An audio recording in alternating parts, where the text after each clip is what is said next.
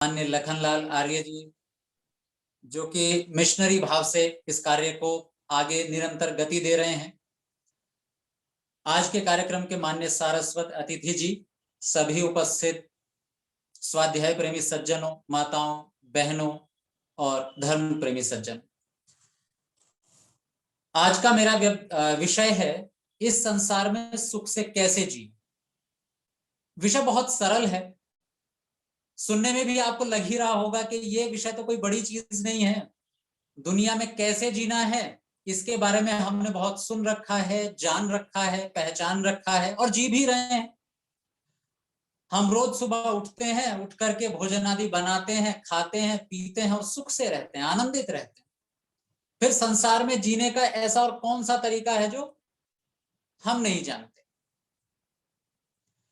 तो ये जो आज का विषय है ये देखने में बड़ा सरल है लेकिन बहुत जटिल है। हमारे गुरुजी डॉक्टर धर्मवीर जी कहा करते थे कि एक शब्द है common sense. Common sense Hindi में कहें तो सामान्य बुद्धि, सामान्य शिष्टाचार।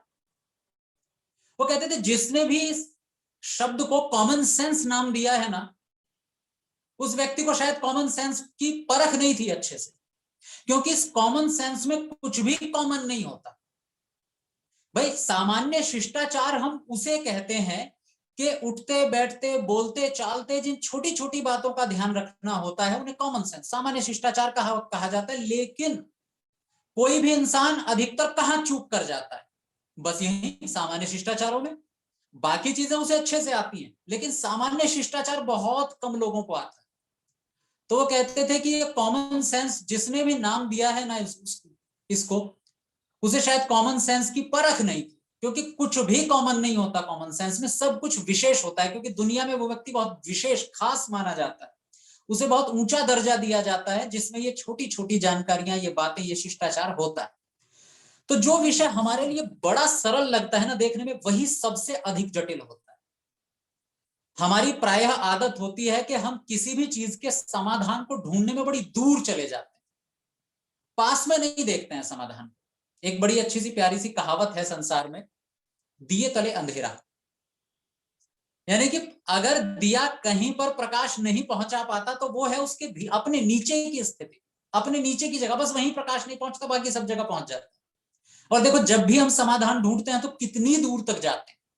कई बार आपने घरों में देखा होगा, एक व्यक्ति सुबह सुबह प्रातः काल अपने घर से कार्यालय के लिए निकलता है और तुरंत जोर से आवाज लगाता है, भाई मेरा पर्स कहाँ है, मिल नहीं रहा।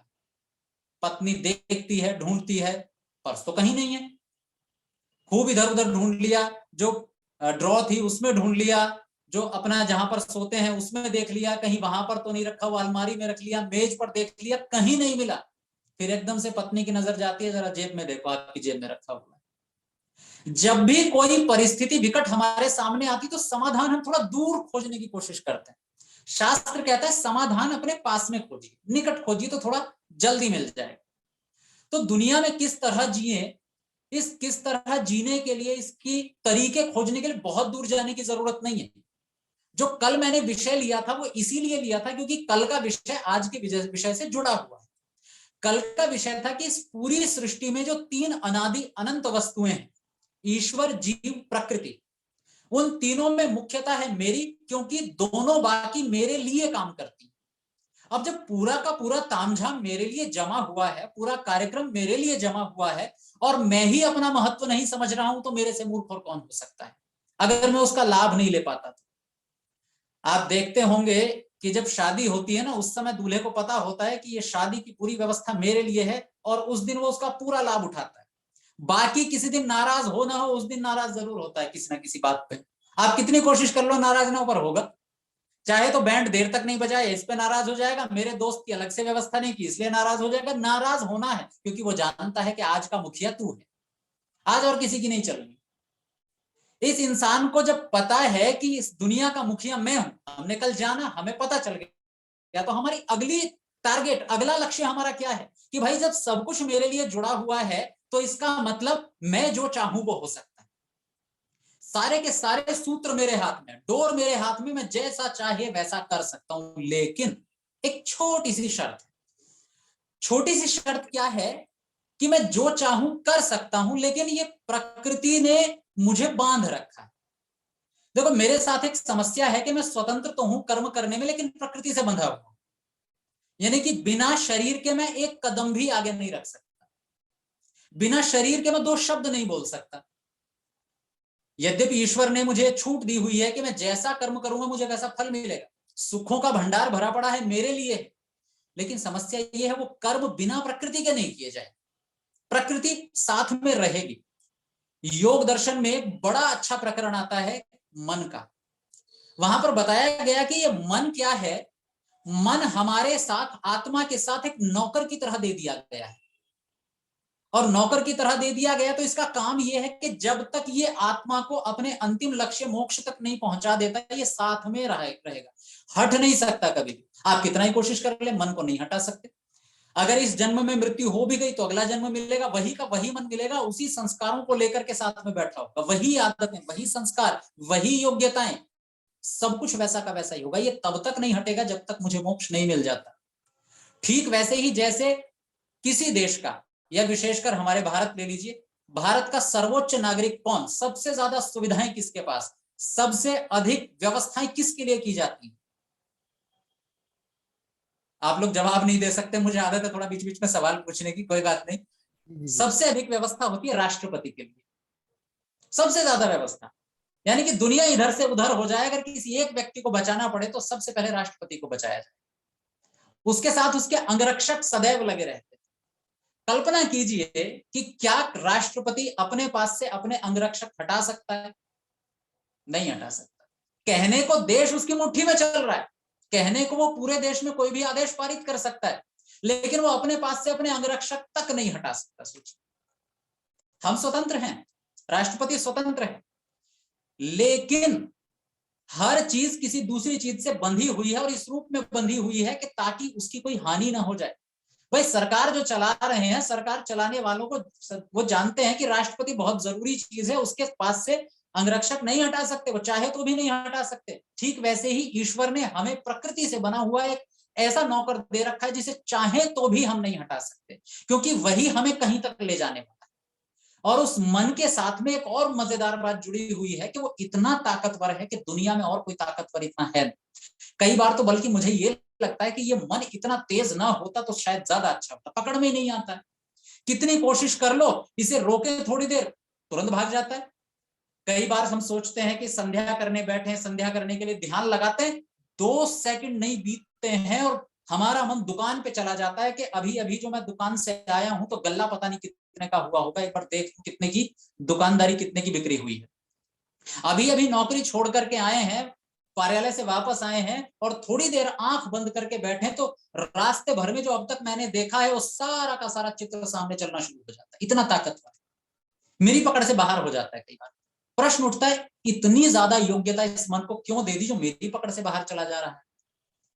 तो देखो सीधी सी बात है कि राष्ट्रपति के सुरक्षा के लिए कोई हम तुम जैसा कमजोर सा व्यक्ति जिसका शरीर बहुत बलिष्ठ नहीं है, जो आधे 1 घंटे में काम करके थक जाते हैं, ऐसा कोई अंगरक्षक राष्ट्रपति की सेवा में नहीं लगाया जाता। राष्ट्रपति की सेवा में वो अंगरक्षक लगता है जो पूरे दिन मेहनत करके भी बिना थके लगातार शत्रु से लड़ता रहे, लगातार उसमें वो योग्यता होती है कि बड़ी से बड़ी ऊंचाई से कूद सके, बड़े से बड़े शत्रु से कईयों से एक साथ लड़ सके, कई देर तक, कई मिनटों तक अपनी श्वास रोक सके, वो योग्यता उसमें दी गई होती।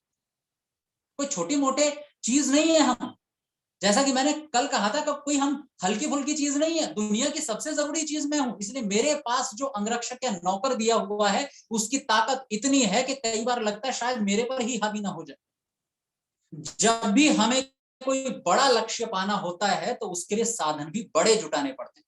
अब किसी के पास यदि मारुति 800 हो और आप लक्ष्य बनाए कि मैं जाकर के ये जो 4 धाम है ये घूमकर चला हूं, उससे तो कल्पना ही कर सकते हो नहीं हो सकता। वो चलेगी 100, 200, 300 किलोमीटर और गर्म होकर इंजन वहीं का वहीं ठप हो जाएगी, आप नहीं जा पाएंगे आगे। जब भी हम बहुत आगे जाना चाहते हैं तो हमें एक बड़े साधन की जरूरत होती है, काम बड़ा हो तो बड़े नौकर की जरूरत होती है। मोक्ष तक जाना कोई आसान काम है, छोटा काम नहीं है।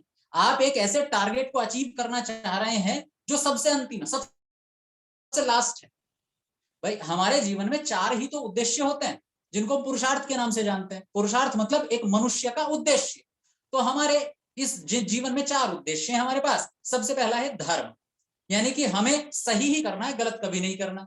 फिर है अर्थ, हमें खूब धन कमाना है, खूब साधन इकट्ठे करने हैं, लेकिन धर्म पूर्वक इकट्ठे करने हैं। और तीसरा अपनी इच्छाएं पूरी करनी है। प्रकृति मिली है तो प्रकृति को जानना है। भाई भोग और है क्या? प्रकृति को जानना, इस पर अभी चर्चा करेंगे। और अंतिम है मोक्ष, हमें अंतिम तक जाना है। सोचिए आपको दुनिया के अंतिम छोर तक जाना हो तो साइकिल, बाइक या छोटी मोटी गाड़ी से नहीं पहुंच सकते। आप सोचेंगे कोई बड़ी व्यवस्था की जाए, कम से कम हवाई जहाज या हेलीकॉप्टर तो होना ही चाहिए दुनिया का अंतिम छोर छूना है तो। और इस ब्रह्मांड का अंतिम छोर छूना चाहते हैं तो ये जो आजकल के रॉकेट लॉन्च होते हैं, उपग्रह छोड़े जाते हैं, इनसे काम नहीं बनता। हम तो इस दुनिया के अंतिम छोर से भी अंतिम छोर तक जाना चाहते हैं, जिसे मोक्ष कहते हैं। तो इतनी छोटी मोटी चीज हमें काम नहीं आएगी। इसलिए मन को बहुत ताकत दी गई और वो मन बना हुआ है प्रकृति। तो हमारे पास केवल एक ही विकल्प है साहब, या तो लगातार राष्ट्रपति अपने अंगरक्षक से लड़ता रहे कि भाई तू हट, मुझे अकेले जाना है, अकेला छोड़े। या दूसरा उसका एक विकल्प बचता है, वो उसे अपने जीवन का अंग मानते हुए उसके अनुकूल चलने का प्रयास करे। तो हमारे पास भी यही विकल्प बचता है कि हम प्रकृति से नहीं लड़ सकते और न लड़ना चाहिए। हम सबसे बड़ी गलती करते हैं अपने जीवन में, हम प्रकृति से लड़ना शुरू कर देते हैं, उससे विरोध करना शुरू कर देते हैं। हमारी प्रकृति कुछ और कह रही है, हम कुछ और करना शुरू कर देते हैं। भोजन खाते खाते हमारा पेट भर चुका है, प्रकृति ने बोल दिया और नहीं खाना, और हम उससे दुश्मनी ठान कर बैठ जाते हैं कि नहीं, मन तो कह रहा है कि और खाना है, स्वाद आ रहा है, और हम खाते चले जाते हैं। नहीं लड़ सकते। अगले ही दिन पता चल जाता है कि इस दुश्मनी ठानने का परिणाम क्या हुआ, वो जीत गई और मैं हार गया। अगले ही दिन रोगों में घिर गया, और जो खाया था मैंने अपेक्षा से अधिक, कल आगे 2 दिन तक खाने लायक ही नहीं बचा। कर लो प्रकृति से लड़ाई, नहीं कर सकते बिल्कुल। हमारे परोपकारिणी सभा के पूर्व सभासद माननीय सत्येंद्र आर्य जी मेरठ के थे, अब वो नहीं है। वो हमारे गुरुकुल में आए एक बार, और उन्होंने हमारे गुरुकुल के विद्यार्थियों की कक्षा ली मैनेजमेंट के ऊपर कि कैसे जीवन को व्यवस्थित बनाया जाए। तो उन्होंने कहा कि अगर आपको सबसे पहले कुछ करने की जरूरत है तो वो है कि आप लड़ना छोड़ दीजिए प्रकृति से। नेचर से नहीं लड़ सकते आप, उससे कुश्ती लड़ोगे, आप उससे हार जाओगे।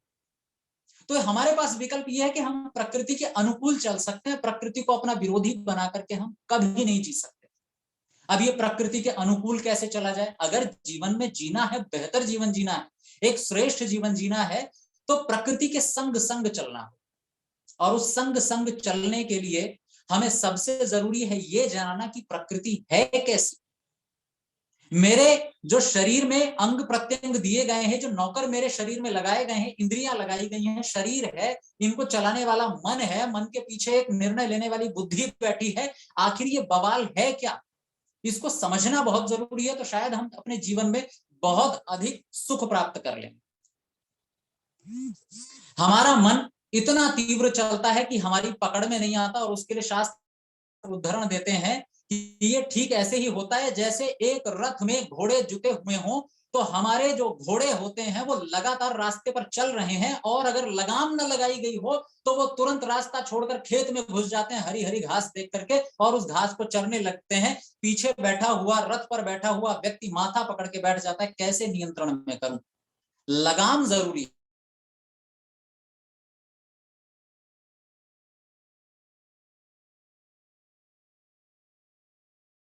प्रकृति से निर्माण हुआ है तो जिनसे इनका निर्माण हुआ है उनकी तरफ स्वाभाविक रूप से आकर्षित होंगे। कैसे रोका जाए? तो कहा कि मन लगाम की तरह उस मन को खींच कर रख। मन को कौन खींच कर रखेगा? मन को खींच कर रखेगी बुद्धि। बुद्धि होती है सारथी की तरह, लेकिन वो बुद्धि भी अगर अपने हिसाब से फैसले लेने लगे तो मालिक जहां चाहता है वहां जा नहीं पाएगा। तो इसलिए मालिक को, उस सारथी को भी अपने कंट्रोल, नियंत्रण में रखना पड़ता है। वो मालिक है आत्मा।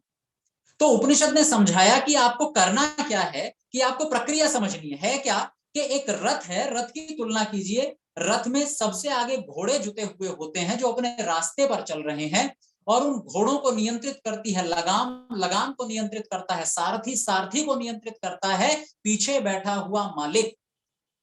अगर इसमें से एक भी बीच की चेन टूट जाती है, श्रृंखला टूट जाती है, तो फिर रथ किधर जाएगा? उसका भगवान ही मालिक। अगर घोड़ों को यूं ही छोड़ दिया जाए तो वो रास्ते पर न जा करके कहीं और चले जाएंगे, और अगर लगाम तो सारथी ने खींच रखी है लेकिन सारथी को रथ का मालिक ना अपने नियंत्रण में रखे तो सारथी अपनी मर्जी से कहीं भी रथ को ले जाएगा। ठीक उसी तरह से हमारे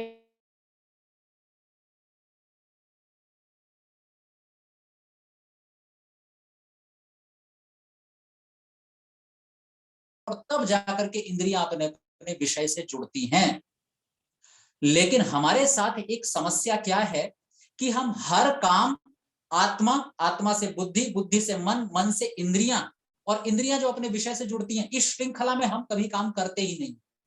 मैं फिर कल वाली बात दोहराऊंगा, अपने जीवन में फिर एक सरसरी दृष्टि से डालिए और देखिए कि कितने दिन के काम ऐसे हैं जो आप निर्णय लेकर के करते हैं, और आपके दिन के कितने काम ऐसे हैं जो आप अपनी आदतों के कारण करते हैं।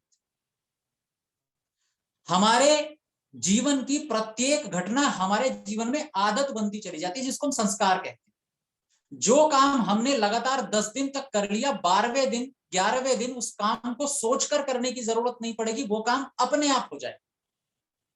हम क्या करते हैं कि हम पहली बार कोई काम सोचकर करते हैं, दूसरी बार फिर थोड़ा सोचकर करना होता है, तीसरी बार फिर सोचकर करना होता है, चौथी, पांचवी, छठी, सातवीं, 10वीं, 12वीं, 20वीं बार तक हम थोड़ा थोड़ा सोचकर करते हैं, और अगली बार हमें पता ही नहीं चलता कब अपने आप हो गया और हम कर जाते हैं। जरा कल्पना करके देखिए कि हम आंख बंद करके भी, दुनिया से बात करते हुए भी, 50 काम करते हुए टीवी के सामने बैठे हैं, नजर टकटकी लगाए बैठे हैं, टीवी पर सीरियल चल रहा है,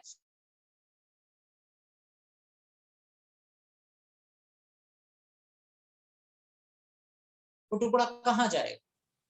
सीधा मुंह में जाएगा। आपके इधर गाल पर नहीं लगता, सर पर नहीं लगता, नाक पर नहीं लगता। क्यों नहीं लगता? क्योंकि आपने अपने जीवन में इतनी बार टुकड़ा तोड़कर मुंह में रखा है कि अब उस हाथ को ये आदत पड़ चुकी है टुकड़ा कहां जाना है।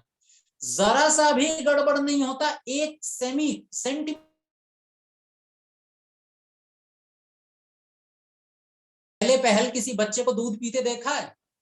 जब उसको शीशी से दूध पिलाते हैं, बोतल से दूध पिलाते हैं, तो कभी उसकी स्थिति देखिए। भूख बहुत तेज लग रही होती है बच्चे को, और उस तेज भूख में वो जल्दी जल्दी करके बोतल पकड़ता है हड़बड़ाहट में, और जब वो अपने मुंह में बोतल लगाता है तो कभी इधर लगती है, कभी इधर लगती है, फिर माँ एकदम दौड़ कर आती है, नहीं नहीं ऐसे नहीं ले पाएगा बच्चा। आप बोतल को पकड़ते हैं और अपने हाथ से उसे दूध पिलाने की कोशिश करते हैं। वो पहली बार में क्यों नहीं पी पाया? अच्छा, आदत नहीं है।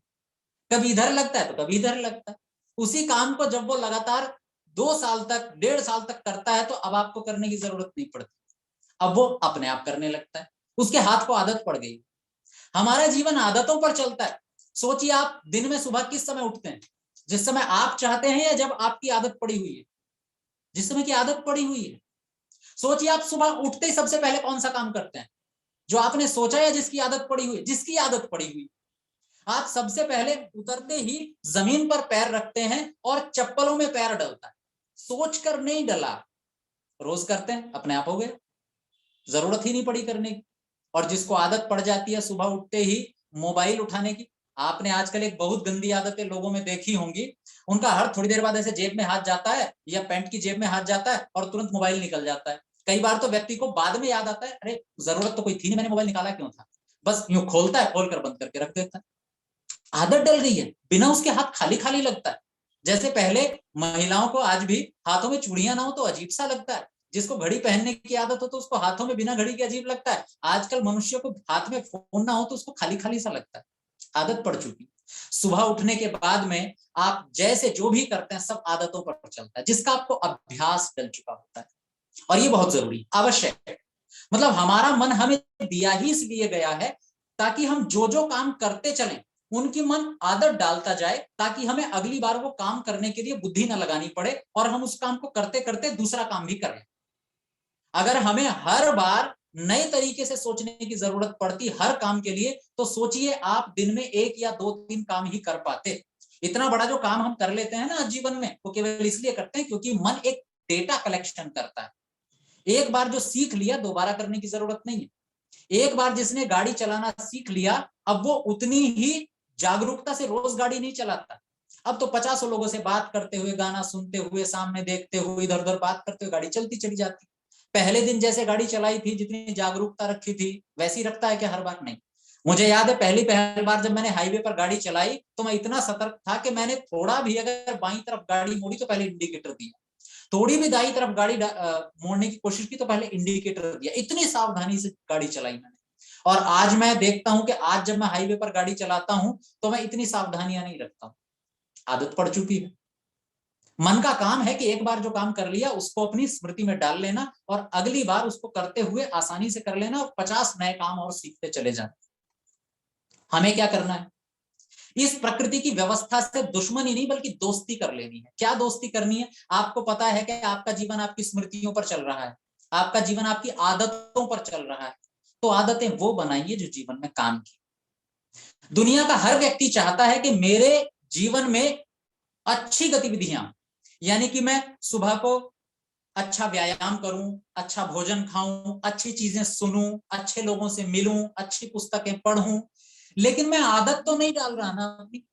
आदत मेरी वही चल रही है प्रतिदिन वाली, और मैं चाहता हूं कि मेरा जीवन बढ़िया चल जाए। नहीं, जो व्यक्ति अपनी आदतें नहीं बदल सकता वो व्यक्ति अपना जीवन भी कभी नहीं बदल सकता। तो अगर हमें जीवन अच्छे से जीना है तो हमें प्रकृति के साथ चलना होगा, और प्रकृति के साथ चलने के लिए हमें अपनी आदतों को थोड़ा व्यवस्थित करना होगा। आदतें व्यवस्थित कैसे होंगी? जो काम आप रोज करते चले जाएंगे वो आपकी आदत बनता चला जाएगा, और यही आदत आपको आगे धीरे धीरे बढ़ाती चली जाएगी। दूसरा काम आपको क्या करना है अगर इस जीवन में हमें सुखी बनना है तो? आप देखेंगे हमारे जीवन में अधिकतर दुख किसके कारण आता है? 3 तरह के दुख होते हैं हमारे जीवन में, ज्यादा नहीं होते। सबसे पहले आध्यात्मिक, दूसरे होते हैं आदि भौतिक, तीसरे होते हैं आध्यात्मिक। आदि भौतिक दुख जो कि प्राणियों से होते हैं, जीव जंतुओं से होते हैं। आदि दैविक दुख जो कि प्रकृति की घटनाओं से होते हैं, बहुत थोड़े होते हैं। भाई आदि दैविक दुख वो होते हैं, मान लीजिए बाढ़ आ गई, बहुत अधिक बारिश हो गई, बहुत अधिक ठंड पड़ गई, बहुत अधिक गर्मी पड़ गई, ये दुख कितने होते हैं? बहुत कम, और इनको हम मैनेज भी कर लेते हैं। बहुत गर्मी है तो पंखा लगा लेते हैं, बहुत सर्दी है तो रजाई ओढ़ लेते हैं, गर्म कपड़े पहन लेते हैं, और बहुत अधिक बरसात है तो छाता लगा लेते हैं। सबकी व्यवस्था हमारे पास है। आदि भौतिक दुख अर्थात प्राणियों से होने वाले दुख, बिच्छू, चींटी, सांप, नेवला, हाथी, शेर, चीता, इनसे जो होने वाले दुख हैं वो आदि भौतिक दुख होते हैं। इनको भी हम व्यवस्थित कर लेते हैं, जंगल से बाहर मकान बनाते हैं और उस मकान में भी व्यवस्था रखते हैं कि सांप वाप न आ जाए, बहुत कम कर लेते हैं इन दुखों को। लेकिन सबसे ज्यादा दुख कहां से होते हैं? आध्यात्मिक दुख होते हैं। सबसे ज्यादा दुख होते हैं आध्यात्मिक दुख। लेकिन हम कोशिश क्या करते हैं? हम हमेशा बाहर के दुखों को मैनेज करने की कोशिश करते हैं, आध्यात्मिक दुखों को मैनेज करने की, व्यवस्थित करने की कभी कोशिश नहीं। मैं प्रायः जब मैं गुरुकुल चलाता था तो मैं अपने बच्चों को प्रायः कहता रहता था, अगर आपको सुखी होना है ना तो आपको भीतर से सुखी होना पड़ेगा। कैसे? 2-3 उदाहरण देखिए। आप ये बताइए कि आपको सुख भोजन में मिलता है या भूख में मिलता है? हम सोचेंगे कि नहीं, सुख तो भोजन में है, भूख में थोड़ा ही सुख है। भूख तो दुख है, उस दुख का निवारण है भोजन। लेकिन मेरा विचार इसमें थोड़ा उल्टा है। हमारा सुख भूख में है, भोजन में नहीं। अगर भोजन में सुख होता ना तो जो सुख मुझे पहली रोटी में मिल रहा है वही सुख मुझे 5वीं रोटी में मिल रहा है। लेकिन ऐसा नहीं होता, गणित थोड़ा उल्टा चलता। पहली रोटी में जो सुख आया था दूसरी में उससे कम, तीसरी में उससे कम, और चौथी पर कह देते हैं बस। 5वीं पर कोई जबरदस्ती देने लगे तो मन करता है कि शायद वह मन उल्टी हो जाएगी, पर और नहीं, इससे ज्यादा नहीं, वो दुखदाई बन जाती। सुख वहां पर नहीं है, सुख भूख में है। आपको जितनी अधिक अच्छी भूख लगेगी, अगर रोटी 1 या 2 ही है तो उतने से ही सुख का सार निकाल जाएंगे। एक व्यक्ति जो बहुत मेहनत करके अपने खेत के किनारे बैठ करके भोजन खा रहा है, और एक व्यक्ति जो भरे पेट पर भोजन खा रहा है, जिसको भूख लगी नहीं, बस समय हो गया भूख का इसलिए भोजन कर रहा है, दोनों के सुख में अंतर देखिए, जमीन आसमान का अंतर। एक के सुख में बहुत कम मात्रा होगी, थोड़ी बहुत, वो भी बहुत अच्छा भोजन बना दिया हो घर वालों ने तो, पत्नी ने तो, और एक व्यक्ति जो बहुत मेहनत करके अपने खेत के किनारे बैठकर भोजन खा रहा है, सूखा भोजन, कोई बहुत अधिक पकवान नहीं बने हैं, उसे जो आनंद आता है उसकी कोई सीमा नहीं। आप सोचिएगा एक व्यक्ति जो कार्यालय में बैठे बैठे काम करता है, उसको डॉक्टर ने बताया है कि आपको हर 15 मिनट में 1 घूंट पानी लेना है अगर अपने शरीर को व्यवस्थित रखना है तो। वो हर 15 मिनट में 1 घूंट पानी लेता है। उस पानी पीने में ज्यादा सुख आता है, या जब आप रास्ते से आ रहे हैं, कहीं पानी नहीं मिला, भूख प्यास बहुत तेज लगी है, गला सूख रहा है, अब जो आप 1 घूंट पानी पिएंगे उसमें ज्यादा मजा आएगा। उसको पीते समय आपको लगेगा दुनिया का सारा सुख लगता है यहीं पर सिमट गया है, और उसको पीते समय लगेगा शायद अंतिम सुख यही है दुनिया का। आप उसके लिए कुछ भी कुर्बान करने को तैयार हो, दुनिया की सारी संपत्ति ले ली जाए, लेकिन 1 घूंट पानी दे दिया जाए, सुख वहां पर है। लेकिन मनुष्य की आदत पता है क्या है? थोड़ी उल्टी है। मनुष्य जितना प्रयत्न रोटी इकट्ठे करने में करता है, अगर उसका आधा प्रयत्न भूख इकट्ठी करने पर कर ले, तो उसे लगेगा कि शायद वो अपने जीवन में सुख की तरफ दौड़ पड़ा है। पूरे दिन हम मेहनत करते हैं भोजन कमाने के लिए, भूख कमाने के लिए कितनी मेहनत करते हैं? नहीं करते। सोचते हैं भूख तो अपने आप लग जाएगी, नहीं, भगवान के भरोसे छोड़ देते हैं। हाँ, भगवान ने बहुत अच्छा शरीर दे दिया है, उसकी व्यवस्था भूख भी लगाएगा अपने। हाँ, उसकी व्यवस्था है, वो भूख लगाता है, लेकिन उस भूख को जिंदा रखना मेरा काम। जितनी मेहनत मैं घर बनाने में करता हूं, जितनी मेहनत मैं सोफा लगाने में करता हूं, अगर उतनी ही मेहनत मैंने उस सोफा का आनंद लेने के लिए अपने शरीर को स्वस्थ रखने में की होती ना, तो एक दिन मुझे ये ना सुनना पड़ता डॉक्टर से कि सोफे पे मत बैठना, एक तख्त के ऊपर सामान्य चादर लगाकर लेटना। अब वो माथा पकड़ के बैठता है कि तुम्हें पागल था, पूरे जीवन भर मैंने इतने बड़े बड़े गद्देदार सोफे लगाए, बिस्तर लगाए, इस दिन के लिए कि एक दिन तुम मुझे ये कहोगे कि तख्त पर सोना। फिर तो मैं बचपन से ही काम धंधा छोड़ करके बैरागियों के साथ ना निकल पड़ता। क्योंकि हमारी गति थोड़ी सी, हम प्रकृति से विरोध कर रहे हैं। मैंने पहले भी कहा था, हम प्रकृति के साथ ही चल सकते हैं, उससे उल्टा नहीं चल सकते। और प्रकृति कह रही है कि आप जितना समय साधनों को इकट्ठा करने में लगा रहे हो ना, उससे लगभग उतना ही समय आप अपने भीतर को व्यवस्थित करने पर लगाए, सुख आपको अपने आप मिल जाए। पिछले दिनों में पुस्तक पढ़ रहा था, साहित्य दर्पण, बहुत अच्छी पुस्तक है, और उसकी जो भूमिका लिखी है, गुरुकुल कांगड़ी के एक आचार्य रहे हैं, आचार्य शालिग्राम, उन्होंने उसकी भूमिका लिखी, और वो भूमिका इतनी प्यारी है कि मुझे लगा कि मैं इस भूमिका को 3-4 बार पढ़ जाऊं। उन्होंने लिखा, भर्तृहरि के श्लोक लिखते हैं, वो लिखते हैं, साहित्य संगीत कला विहीन साक्षात पशु पुच्छ विषाणहीन। कि जिस व्यक्ति को साहित्य नहीं आता, जिस व्यक्ति को संगीत नहीं आता, जिस व्यक्ति को कला नहीं आती, वो व्यक्ति मानो इस दुनिया में बिना पूंछ का जानवर फिर रहा है, घूम रहा है। अरे जिस व्यक्ति ने साहित्य में कुछ लिखना नहीं सीखा, जिस व्यक्ति को संगीत नहीं आता, जिस व्यक्ति को कलाकारी नहीं आती, वो व्यक्ति पशु के तुल्य।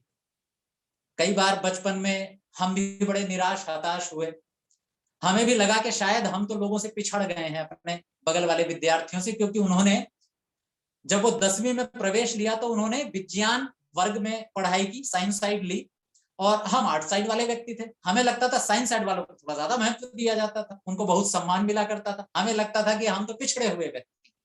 लेकिन जैसे जैसे जीवन की समझ आई ना, तो हमें पता चला कला ज्यादा मुख्य है, विज्ञान कम मुख्य है। कला हमें सुख देती है और विज्ञान हमें साधन मात्र देता है, और कुछ नहीं। मतलब यूं समझिए कि जैसे विज्ञान साधनों को इकट्ठा करने का काम कर रहा है, कला ये सिखाती है कि उनसे सुख लेना कैसे, भीतर का प्रोसेस है कला। भर्तृहरि कहते हैं, जिसके भीतर साहित्य की जानकारी नहीं है, संगीत की जानकारी नहीं है, और कला की जानकारी नहीं है, वो मनुष्य नहीं है। क्यों? इतनी बड़ी बात क्यों कहे? कोई व्यक्ति संगीत नहीं जानता तो वो मनुष्य नहीं हो सकता क्या? हाँ, नहीं हो सकता, बिल्कुल नहीं हो सकता। संगीत की जानकारी करने के लिए आपको कवि बनना पड़ेगा। कवि का मतलब केवल तुकबंदी करना नहीं होता है। कवि का मतलब होता है कि जब आप किसी सजीव, निर्जीव, छोटे या बड़े प्राणी की एक एक भावना को समझने में सक्षम हो जाते हैं, उस दिन व्यक्ति कवि बनता है। आजकल के लोग कवि हैं, एक पंक्ति ऊपर लिखी और आखिरी वाला शब्द देखा कि इसमें होगा लिखा है, नीचे वाली एक और पंक्ति बनाई तो उसके नीचे भोगा लिख देते हैं, अंतिम में देखो होगा भोगा जुड़ गया, तो बैठ गया, बन गई कविता। नहीं नहीं, उसे कविता नहीं कहते हैं। ईश्वर भी कवि है। पता है क्यों कवि है? क्योंकि वो जान लेता है जो हम नहीं जान पाते। एक कवि के भीतर वो गुण होता है कि नदी बह रही है, निर्जीव है, उस नदी को भी सजीव मान करके, मनुष्यवत मान करके उसके भीतर भी एक संवेदना को महसूस कर ले। कवि वो है जो डाल पर बैठी चिड़िया जब बोल रही है तो वो उसमें अंतर बता देता है कि आज ये रो रही है कि हंस रही, उसे कहते हैं कवि। हमने सुना है कि इस दुनिया के सृष्टि के आदि कवि हैं महर्षि वाल्मीकि। और क्यों वो आदि कवि माने जाते हैं? वो पहले ऐसे व्यक्ति हैं जिन्होंने एक प्राणी जिसके पास जबान नहीं है, वाणी नहीं है, उसके भीतर के दुख को महसूस किया। घटना आती है चकवा और चकवी, दोनों आपस में प्रेम में लिप्त हैं और एक व्यक्ति आकर के उनको तीर मारता है तो उसमें एक जो पंछी है वो मर जाता है, दूसरा रो रहा होता है। तो वहां पर एक श्लोक बनता है, मां निषाद प्रतिष्ठान त्वम अगमः शश्वती ही समा, कि हे निषाद, हे बहे,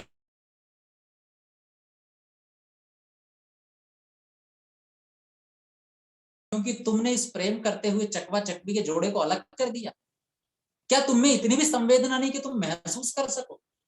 मैं एक उदाहरण प्राय दिया करता हूं कि मान लीजिए सड़क पर चींटी चल रही और हम भी सड़क पर, कच्ची सड़क पर जा रहे हैं, हमारा पैर पड़ गया चींटी के बिल पर।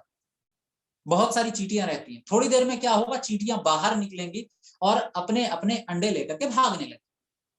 आम आदमी क्या सोचता उसमें, बस मेरा पैर पड़ गया, इनका ये जो बिल था ये थोड़ा सा टूट गया तो अपने अंडे ले जा रही।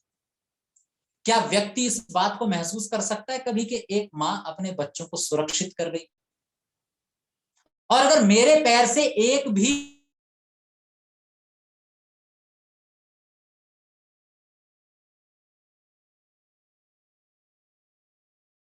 उतनी पीड़ा मुझे हो सकती, अगर मुझे हो सकती है तो मैं वास्तव में मनुष्य हूं। क्योंकि मनुष्य की पहचान क्या, मैं दूसरे की संवेदना महसूस कर सकता हूं, बाकी प्राणी नहीं कर सकते। बाकी प्राणी केवल अपनी भूख अनुभव करते हैं, वो ये नहीं देखते दूसरे को भी भूख लगी है तो अपना आधा भोजन निकाल करके उसको दे दूं, खुद भूखा रह जाऊं। ये केवल मनुष्य कर सकता है, अपना आधा भोजन छोड़ करके किसी ऐसे व्यक्ति को दे सकता है जिसको मेरे से ज्यादा जरूरत हो, भले ही मैं भूखा रह जाऊं। लेकिन इसके लिए क्या करना पड़ेगा? इसके लिए महसूस करना पड़ेगा, और ये महसूस करना ही हमें वास्तव में मनुष्य बनाएगा। इसलिए भर्तृहरि कहते हैं जो व्यक्ति कवि नहीं, जिसको संगीत की जानकारी नहीं है, संगीत की जानकारी नहीं है, तरंगित नहीं हो सकता, जो भीतर ही भीतर खुश नहीं हो सकता, वो कभी सुखी नहीं हो सकता, क्योंकि वो मनुष्य वास्तव में नहीं, वो वास्तव में कवि नहीं। हम हैं क्योंकि हम मनुष्य हैं। और एक और बड़ी विशेष बात देखिए, प्रकृति का बड़ा गजब की व्यवस्था है। जब भी हम किसी दूसरे की सहायता करते हैं उस समय हमें लग रहा होता है कि मेरा कुछ गया, लेकिन मेरे पास कुछ जाता नहीं है, बल्कि मेरे पास कुछ आता है। कुछ नहीं जाता मेरे पास। मैं अभी पिछले दिनों गुड़गांव में था, हमारे कल के जो अध्यक्ष थे माननीय कन्हैया लाल आर्य जी, उनके सुपुत्र हैं बड़े, उनसे मैं बात कर रहा था।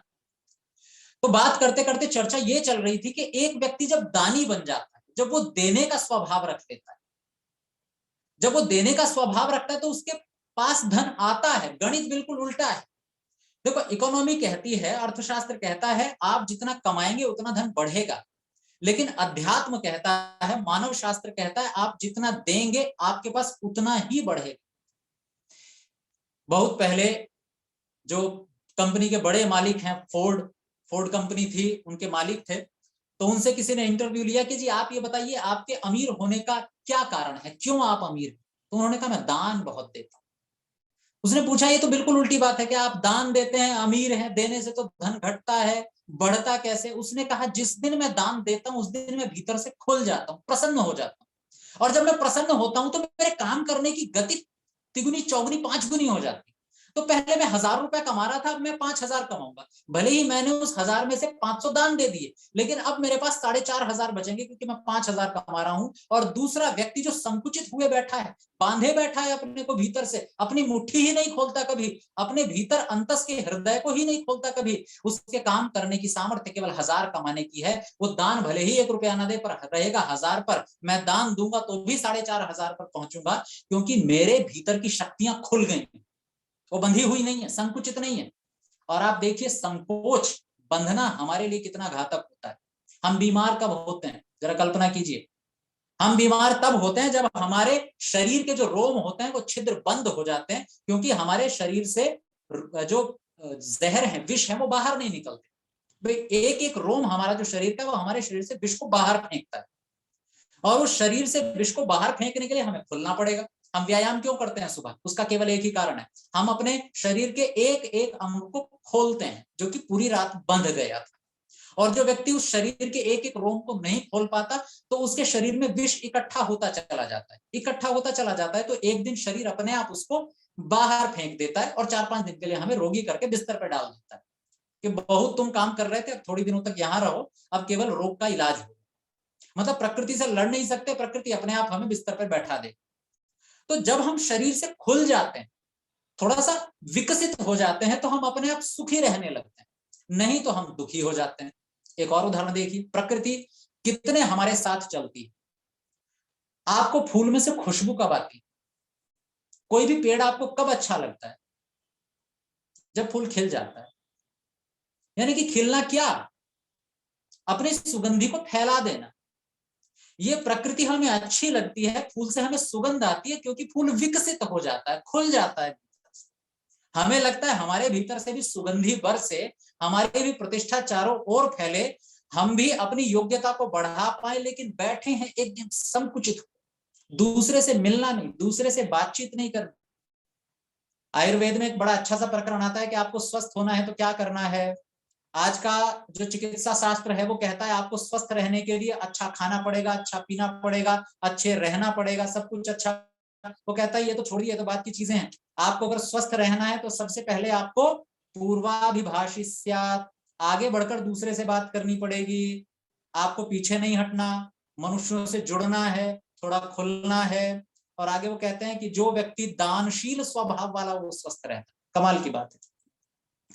कहते हैं जो दान देता है, जो खुल जाता है भीतर से, वो स्वस्थ रहता है। क्यों स्वस्थ रहता है? क्योंकि जब व्यक्ति देता है तब वो निश्चिंत होता है, जो नहीं देता वो चिंतित रहता है। निश्चिंतता व्यक्ति को स्वस्थ करती है। यदि हम स्वस्थ रहना चाहते हैं तो हमें भीतर से खुलना पड़ेगा, कुछ देना पड़ेगा, देते ही हम ठीक हो जाएंगे। मैंने पिछले दिनों सत्यार्थ प्रकाश पढ़ाई, उसमें एक प्रकरण आया कि भाई नमस्ते कैसे करनी चाहिए और क्यों करनी चाहिए। तो नमस्ते के लिए मनुस्मृतिकार एक छोटा सा श्लोक लिखते हैं। वो कहते हैं कि प्राणा ह्युत्क्रामन्ति यूनः स्थविर आयति, कि जब भी कोई बड़ा व्यक्ति हमारे सामने आता है तो हमारे प्राण ऊपर के ऊपर और नीचे के नीचे हो जाते हैं। यानी कि कोई व्यक्ति बड़ा हमारे सामने आए और हम बैठे हुए हैं तो प्राण जो है वो ऊपर आ जाते हैं, ऊपर आ जाते हैं। और आप इसको ऐसे महसूस करेंगे कि आपको लग रहा है कि हम पूरा सांस नहीं ले पा रहे। कभी आप में से किसी ने मंच पर जाकर पहले पहल भाषण दिया है या गीत गाया है? और अगर गाया होगा तो मंच के सामने माइक पर खड़े होते ही आपको लगा होगा कि मैं पूरी सांस नहीं ले पा रहा, सांस आधी है। और कई बार तो बोलते बोलते गीत के बीच में ही सांस कम पड़ जाती है और हमें अटकना पड़ता है बीच में। पता है क्यों? क्योंकि जब भी हम किसी नई परिस्थिति का सामना करते हैं उस समय हमारे प्राण थोड़े ऊपर आ जाते हैं, तो हम सांस आधा लेते हैं, यानी कि यहां तक जाता है और यहीं से ऊपर नीचे आगे। शास्त्रकार कहता है, मनुस्मृतिकार कहते हैं कि उसका क्या समाधान करें, उस प्राण को फिर नीचे कैसे बैठाएं ताकि आप पूरी श्वास ले सकें। ठीक वैसे ही जैसे आप अपने मित्रों के बीच में बैठ करके सामान्य परिस्थिति में होते हैं, तो कहते हैं खड़े हो जाइए। खड़े होते ही क्या होगा? अगर आपके प्राण यहां उठकर यहां आ चुके हैं और आप जैसे ही खड़े होते हैं तो प्राण नीचे पहुंच जाते हैं। प्राण नीचे पहुंच जाते हैं तो आप सहज हो जाते हैं। आप कभी अनुभव कीजिएगा, आपके कोई परिचित व्यक्ति आपके सामने है लेकिन उनसे कभी झगड़ा हो गया, थोड़ा सा झगड़ा हो गया और सामने पड़ गए, आ गए। अब आप उनको नमस्ते नहीं करना चाह रहे क्योंकि उनसे तो झगड़ा हुआ था, लेकिन जब तक नमस्ते नहीं कर लेते तब तक चैन भी नहीं पड़ती अंदर से।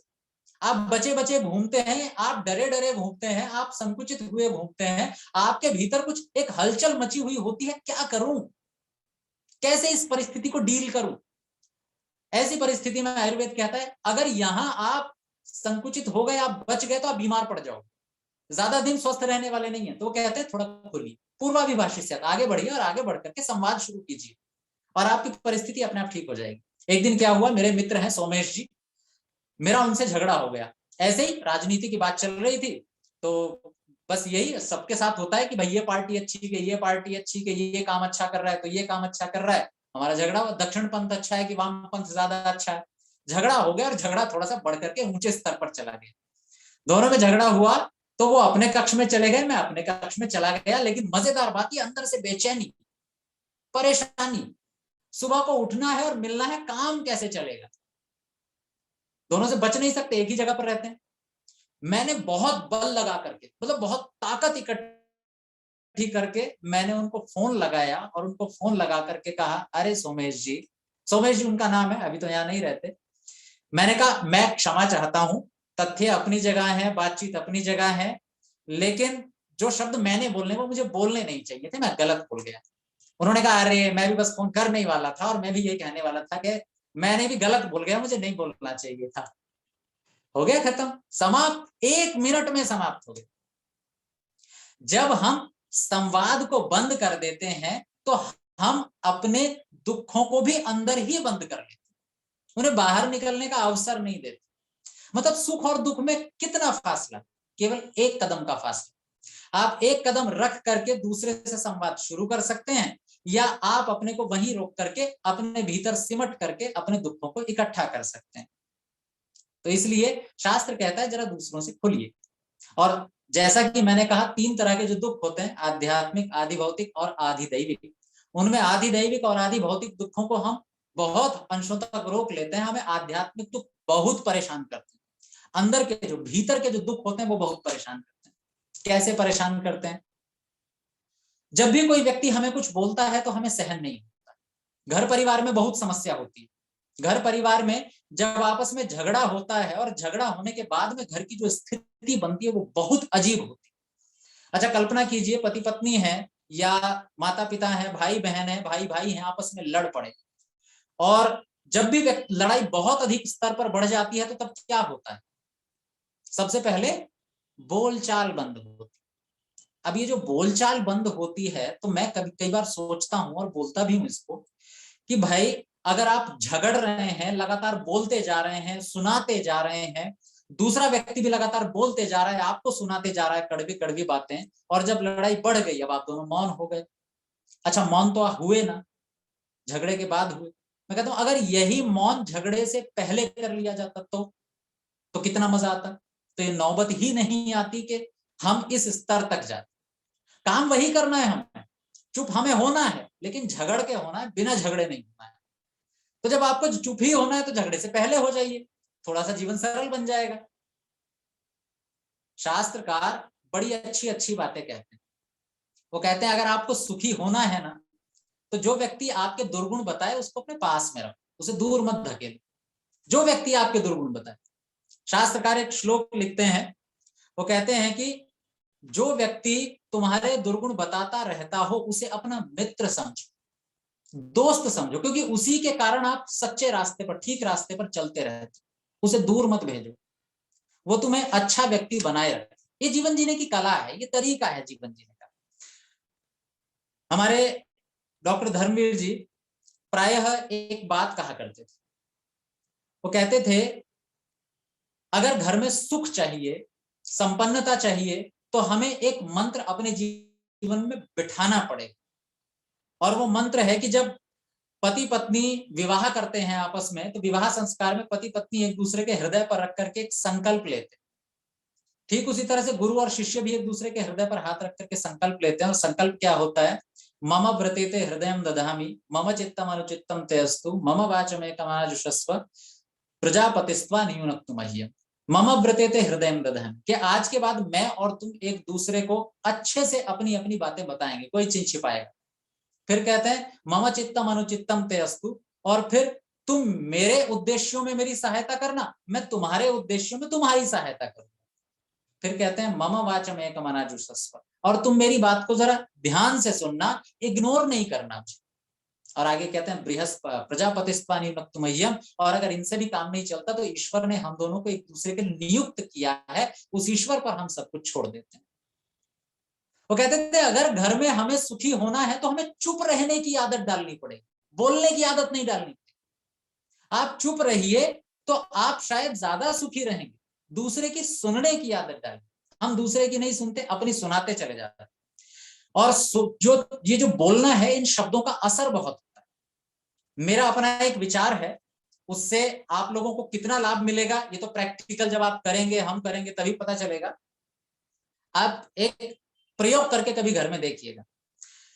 आपके भीतर आवेग उठ रहे हैं, सामने वाले ने कोई गलती की, कोई त्रुटि की, और मेरा मन कर रहा है भी सुना दूं मैं इसे, दो चार जली कटी तो मुझे बोलनी ही बोलनी है, सहन नहीं हो रही बातें उसकी सामने वाले की, तो आप उसको सुना देते हैं। ठीक है, अंदर भरा हुआ था, आपने सुना दिया, तुम तो इतने गंदे हो, तुम उतने बुरे हो, तुम इतने बेकार हो, तुमसे काम ढंग से नहीं होता, आपने सुना दिया।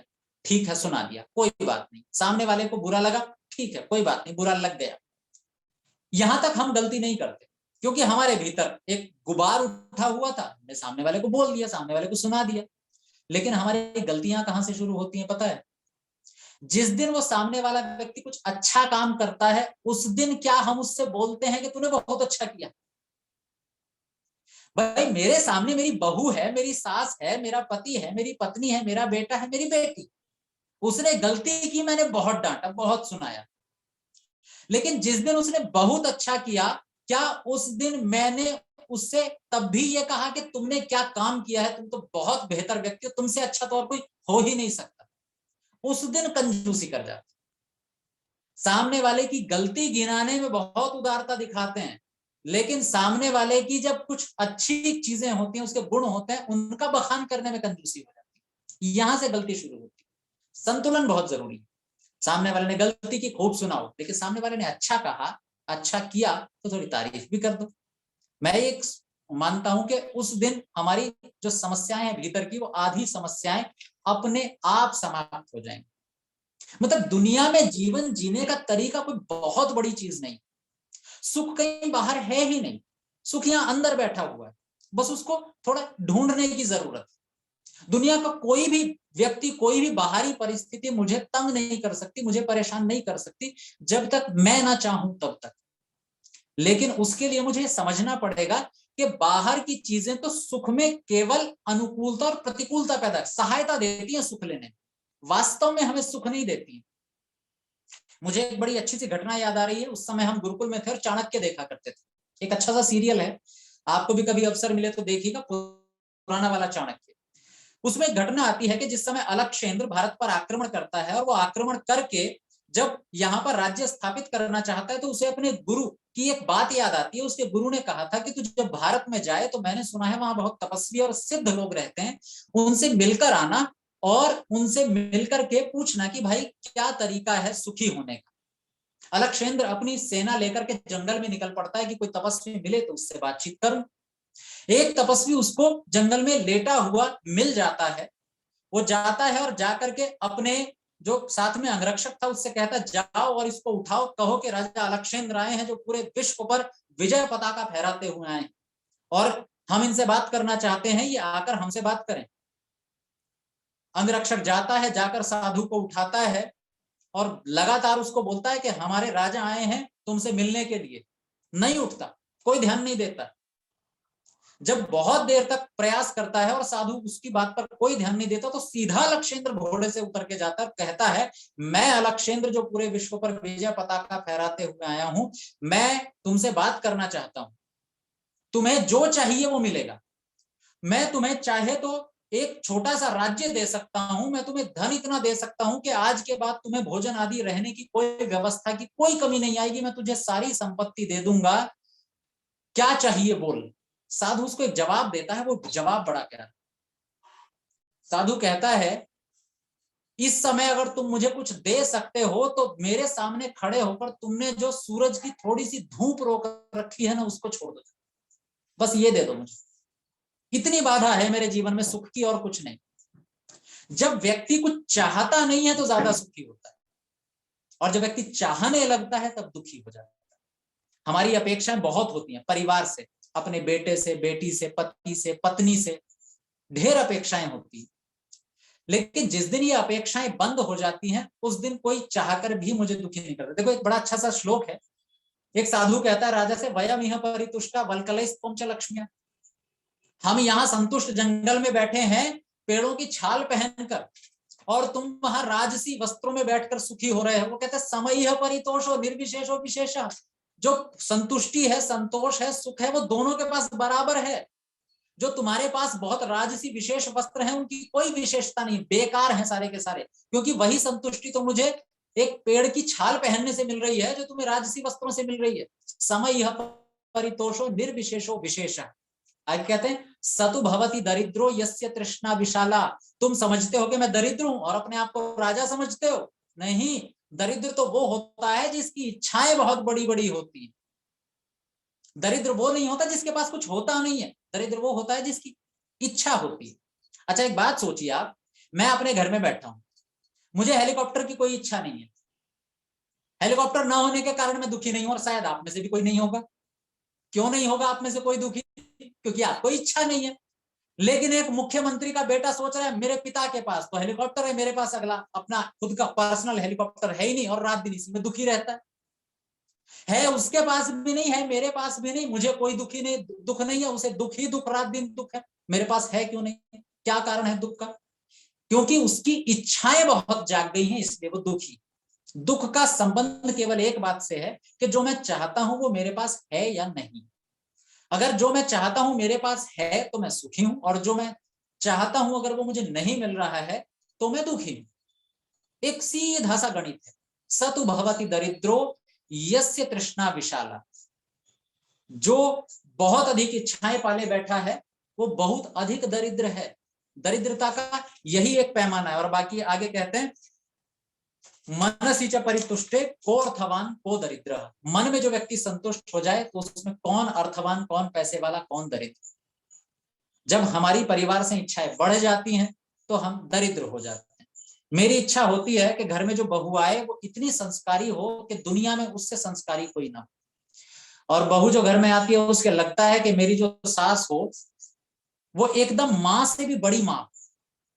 अच्छा इसमें एक बहुत बड़ी चूक होती है। चूक ये होती है कि जिस समय आजकल के जो विवाह होते हैं तो माता पिता अपनी पसंद से विवाह करते हैं, मतलब लड़का लड़की को पहले से जानते नहीं है, तो दोनों के बीच में एक औपचारिकता होती है।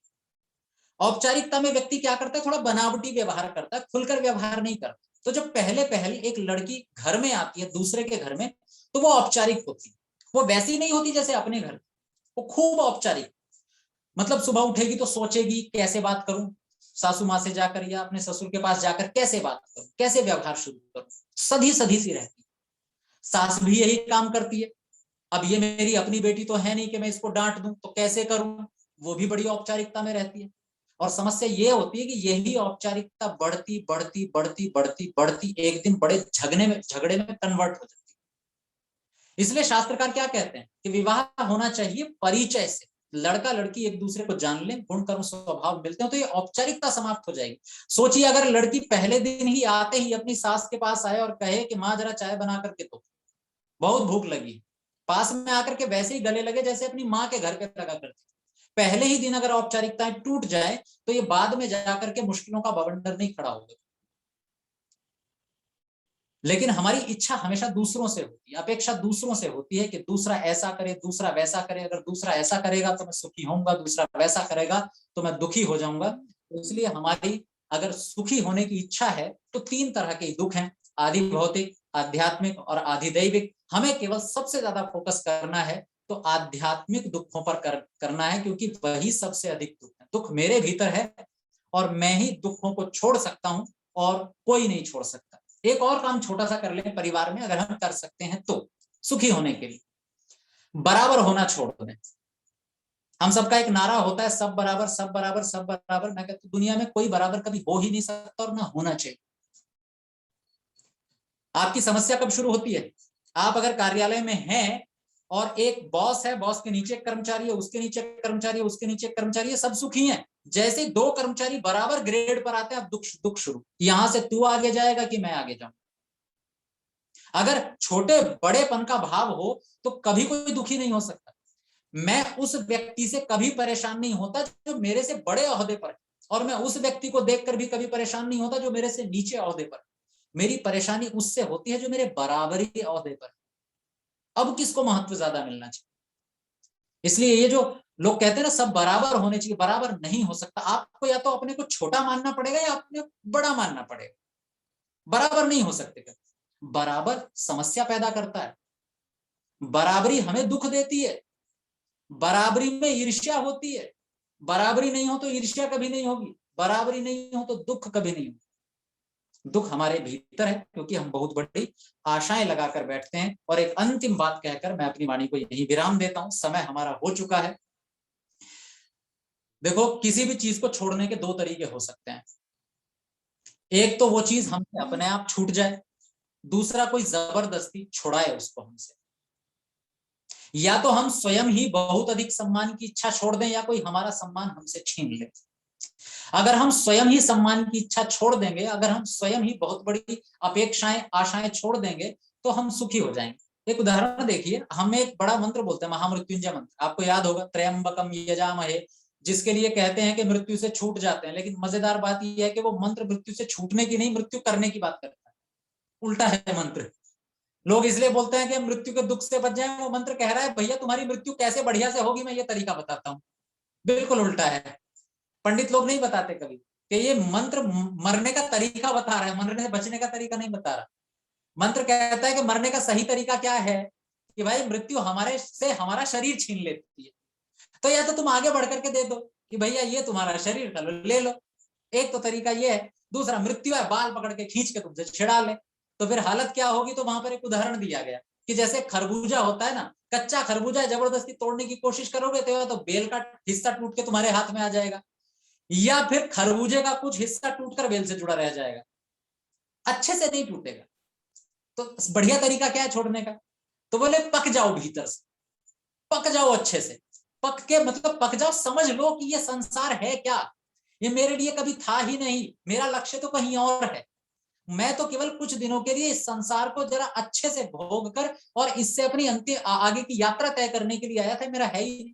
आप जब छोड़ने के लिए तैयार हो जाते हो तो कैसे अलग होते हो? जैसे खरबूजा अलग होता है बेल से, ना तो खरबूजे का हिस्सा बेल पर चिपकता, ना बेल का हिस्सा खरबूजे से चिपकता, बड़े आराम से।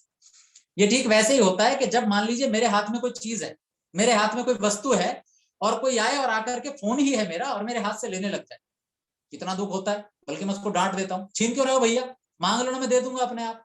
दुख होता है। और हम खुद दें तो दुख नहीं होता, छीनने में दुख होता है। अगर हम खुद ही अपना मन बना ले कि भैया है उसका, मुझे तो देना ही देना है, दुख नहीं होगा। तो जब हम आगे बढ़कर के चीजों को छोड़ने लगते हैं, क्या छोड़ने लगते हैं कि भाई सामने वाले व्यक्ति का अधिकार है, मैं उसके अधिकार में क्यों प्रवेश कर रहा हूं, उसका अधिकार मैं छोड़ता हूं आज से। मैं इस दुनिया में जो जो चीज जैसी है उसको वैसा मान करके मैं उससे धीरे धीरे अपने आप अलग होने की कोशिश कर रहा हूं। देखो, दुनिया से चिपके रहोगे तो दुनिया दुख देगी, दुनिया से अलग होने की कोशिश करते रहोगे दुनिया सुख देगी। हम उल्टा चलते हैं, पूरी दुनिया उल्टा चलती है। इस दुनिया में कर्ज किसको आराम से मिलता है, कभी सोचा है? उधार किसे जल्दी मिलता है? लौटा देता है जो।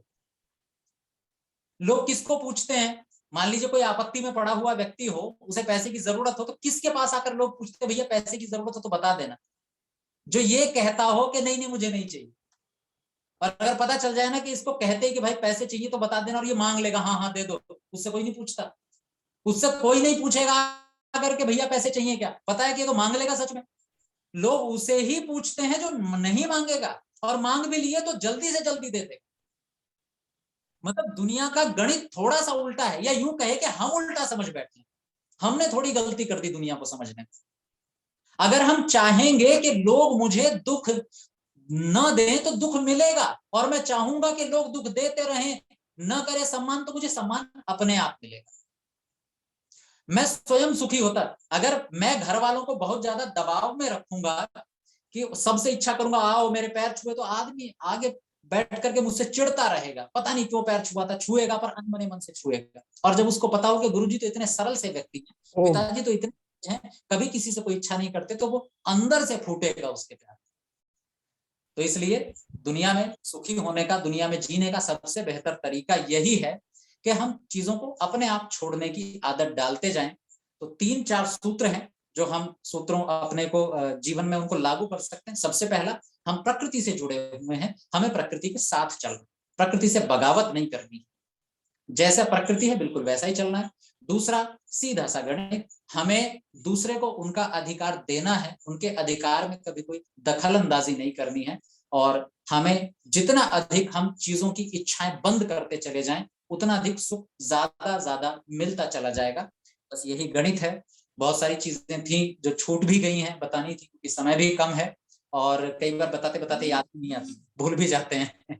तो इसलिए आपसे अभी अनुमति चाहता हूँ, और क्योंकि आज मेरा अंतिम दिन है तो आप सब लोगों को मैं पुनः धन्यवाद ज्ञापित करता हूँ कि आप सब लोगों ने इतना अच्छा कार्यक्रम रखा और कार्यक्रम को इतने अच्छे से सुना। विद्वान लोग हैं आप सब, स्वाध्यायशील लोग हैं, तो जो भी त्रुटि रही हो एक बच्चा समझकर आप उसको क्षमा करेंगे। अभी के लिए इतना ही। ओ शब्द धन्यवाद। बहुत बहुत आभार आचार्य अंकित प्रभाकर जी, परोपकारिणी सभा अजमेर। बहुत ही सुंदर व्याख्यान आपने हम सभी के बीच में रखा, और आगे भी हमारे पास अवसर है तो 12-13 तारीख में हम अभी आपसे कार्यक्रम की बात करते हैं, फिर देखते हैं। आचार्य नरेंद्र मैत्री जी हमारे बीच में आज के सारस्वत अतिथि के रूप में विराजमान है। डॉक्टर उदयन जी, उनको भी हम सुनेंगे। तो हम निवेदन करेंगे आचार्य नरेंद्र मैत्री जी से कि 10 मिनट में अपनी बात को रखें। आचार्य नरेंद्र मैत्री जी, स्वागत है सारस्वत अतिथि के रूप में। धन्यवाद आर्य जी। मेरी आवाज आ रही है? नहीं, आवाज आ रही है आपकी जी, आ रही, बोलिए। आ रही है ना जी, आवाज आ रही जी जी। हाँ जी, बहुत बहुत साधुवाद आप सबको और आपके कार्यक्रम को। ये जो आप निरंतर बहुत सुंदर आपकी ललितपुर जो यूपी का जिला है और आर्य समाज महरौनी के माध्यम से आप सबको, सभी अधिकारियों को बहुत बहुत साधुवाद। और आपने अभी बहुत सुंदर आपने उद्बोधन सुना है आचार्य अंकित प्रभाकर जी को, तो बहुत आप सबको बहुत बहुत साधुवाद, बहुत बहुत शुभकामनाएं। आइए एक बार सभी करबद्ध होकर के एक बार सभी बैठे। ओम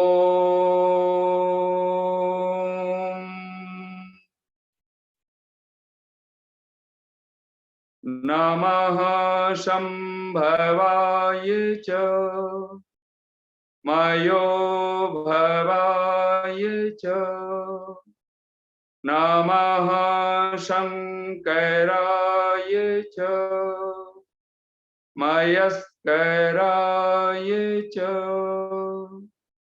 नमः शिवाय च शिवतराय च।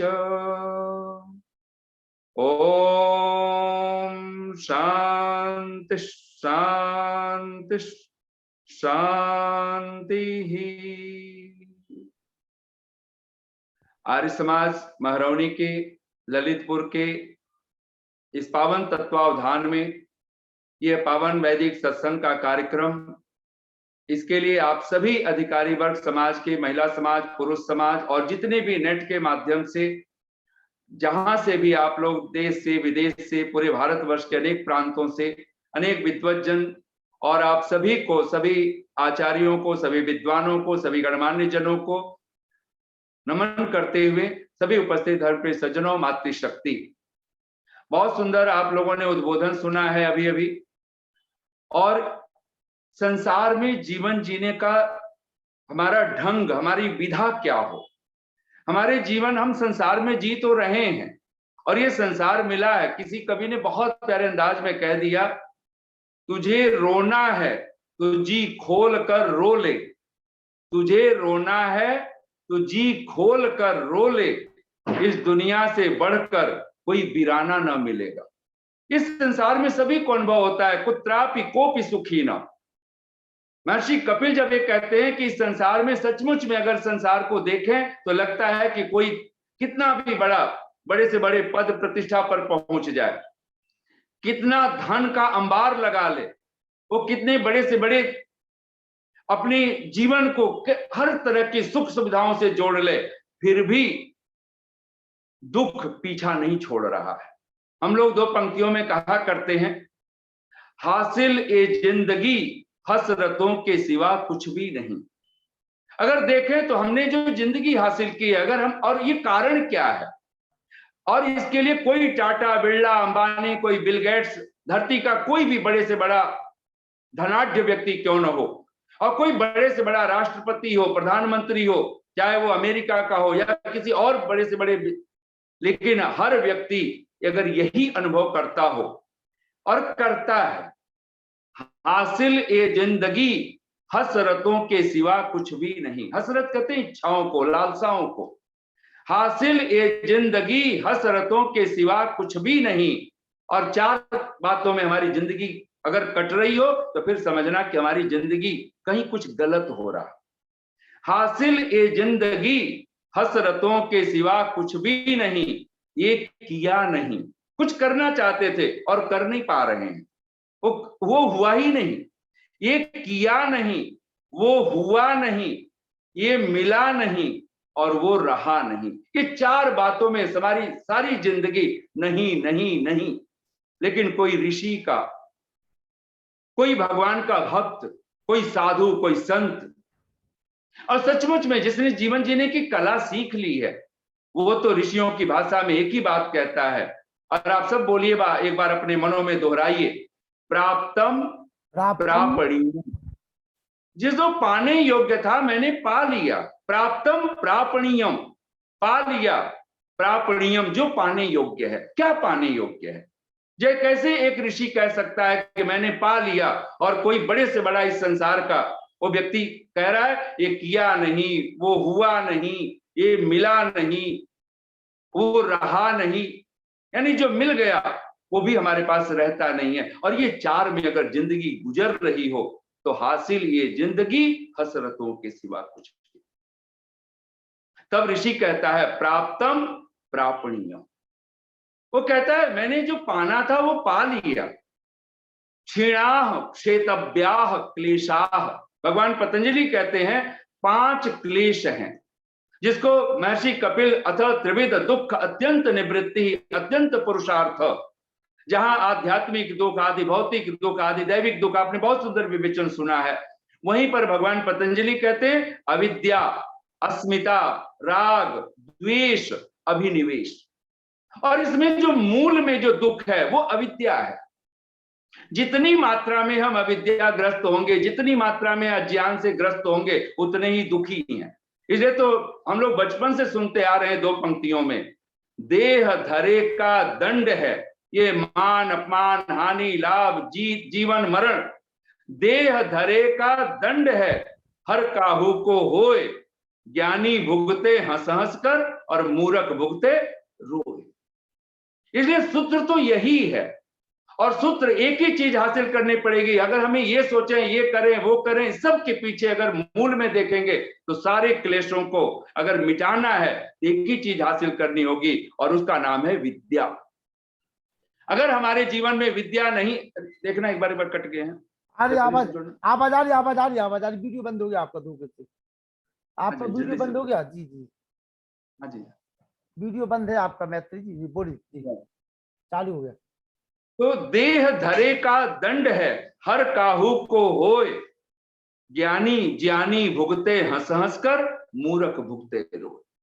तो मूलतः, और अगर हम सचमुच में एक शब्द में अगर उस विद्या को, उस विधा को, उस ढंग को, संसार में जीवन जीने की जो एक कला हो सकती है, और महर्षि देवदयानंद की भाषा में अगर हम कहें तो वो एक ही चीज है, और वो है ईश्वर। वो है ईश्वर की वाणी, परमात्मा और परमात्मा की वाणी अर्थात वेद। और ऋषि ने तो हमें सूत्र की तरह दिया था।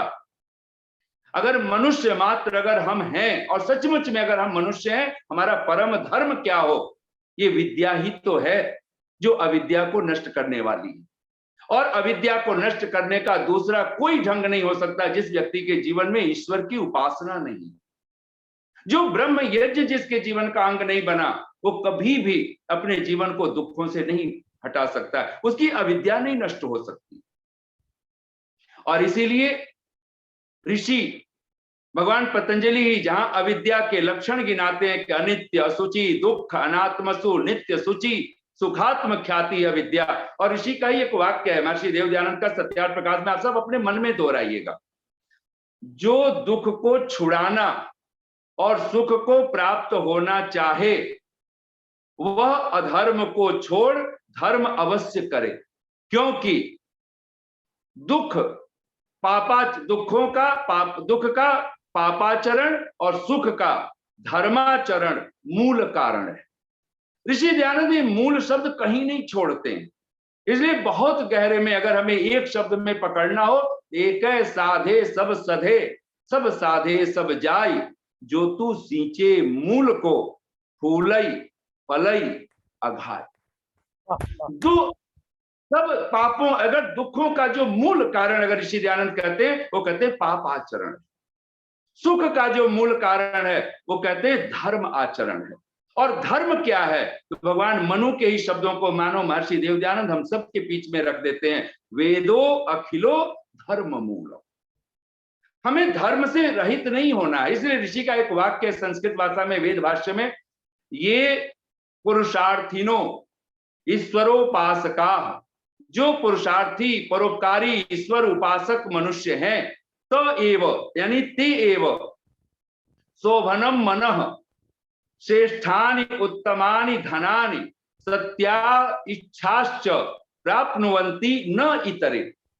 आप सब एक बार इसको दोहरा दीजिए। ऋषि का वाक्य है, ये पुरुषार्थिनो मनुष्याः पुरुषार्थिनो ईश्वरोपासकाः तो एव इवे ही शोभनम मनः श्रेष्ठानि उत्तमानि धनानि सत्या इच्छाश्च प्राप्नुवन्ति न इतरे।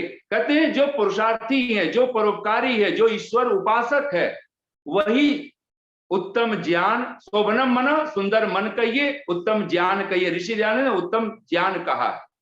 श्रेष्ठानि उत्तमानि धनानि, और श्रेष्ठ उत्तम धन, आउटर वेल्थ भी और इनर वेल्थ भी। जिसके पास आउटर वेल्थ चाहिए, ये मकान दुकान कार कोठी बंगला ये भी चाहिए, लेकिन मूल में अगर कुछ चाहिए तो वो है श्रम दम तितिक्षा उपरति श्रद्धा समाधान। और कहते हैं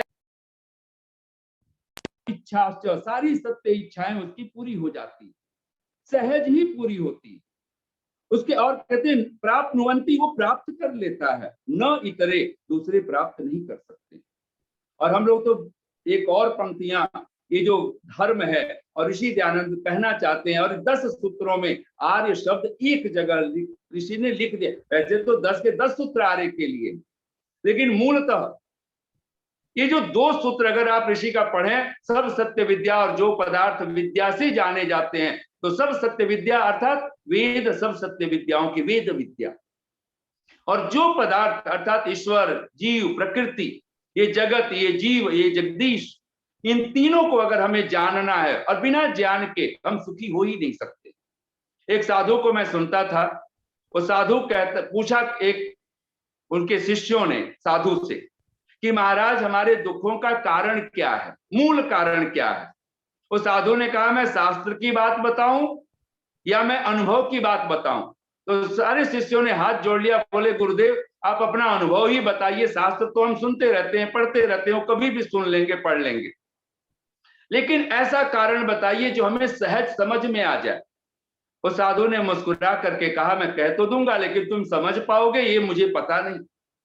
और कारण कहता है, वो साधु कहता है कि मैंने जो अनुभव किया है, एक शब्द में अगर हम कारण कहें हमारे दुखों का, वो एक ही कारण है, हमें प्रायोरिटी देनी नहीं आती। प्रायोरिटी, प्राथमिकता, कौन मुख्य है कौन गौण है, ये हमारे जीवन में जब तक समझ में नहीं आएगा तब तक ध्यान देना, दुखों से हम कभी नहीं बच सकते।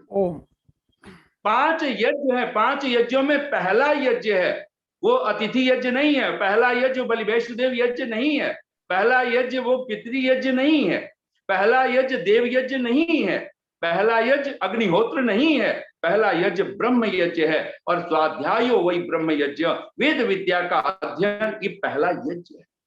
भगवान की वाणी पर अगाध श्रद्धा रखना, ये पहला यज्ञ है। और जिसके जीवन में ब्रह्म यज्ञ संध्योपासना, जो परमात्मा की उपासना न करता हो, कहते हैं कि वो व्यक्ति अभागा है, दुर्भगो अस्ति। ऋषि के ही शब्द हैं।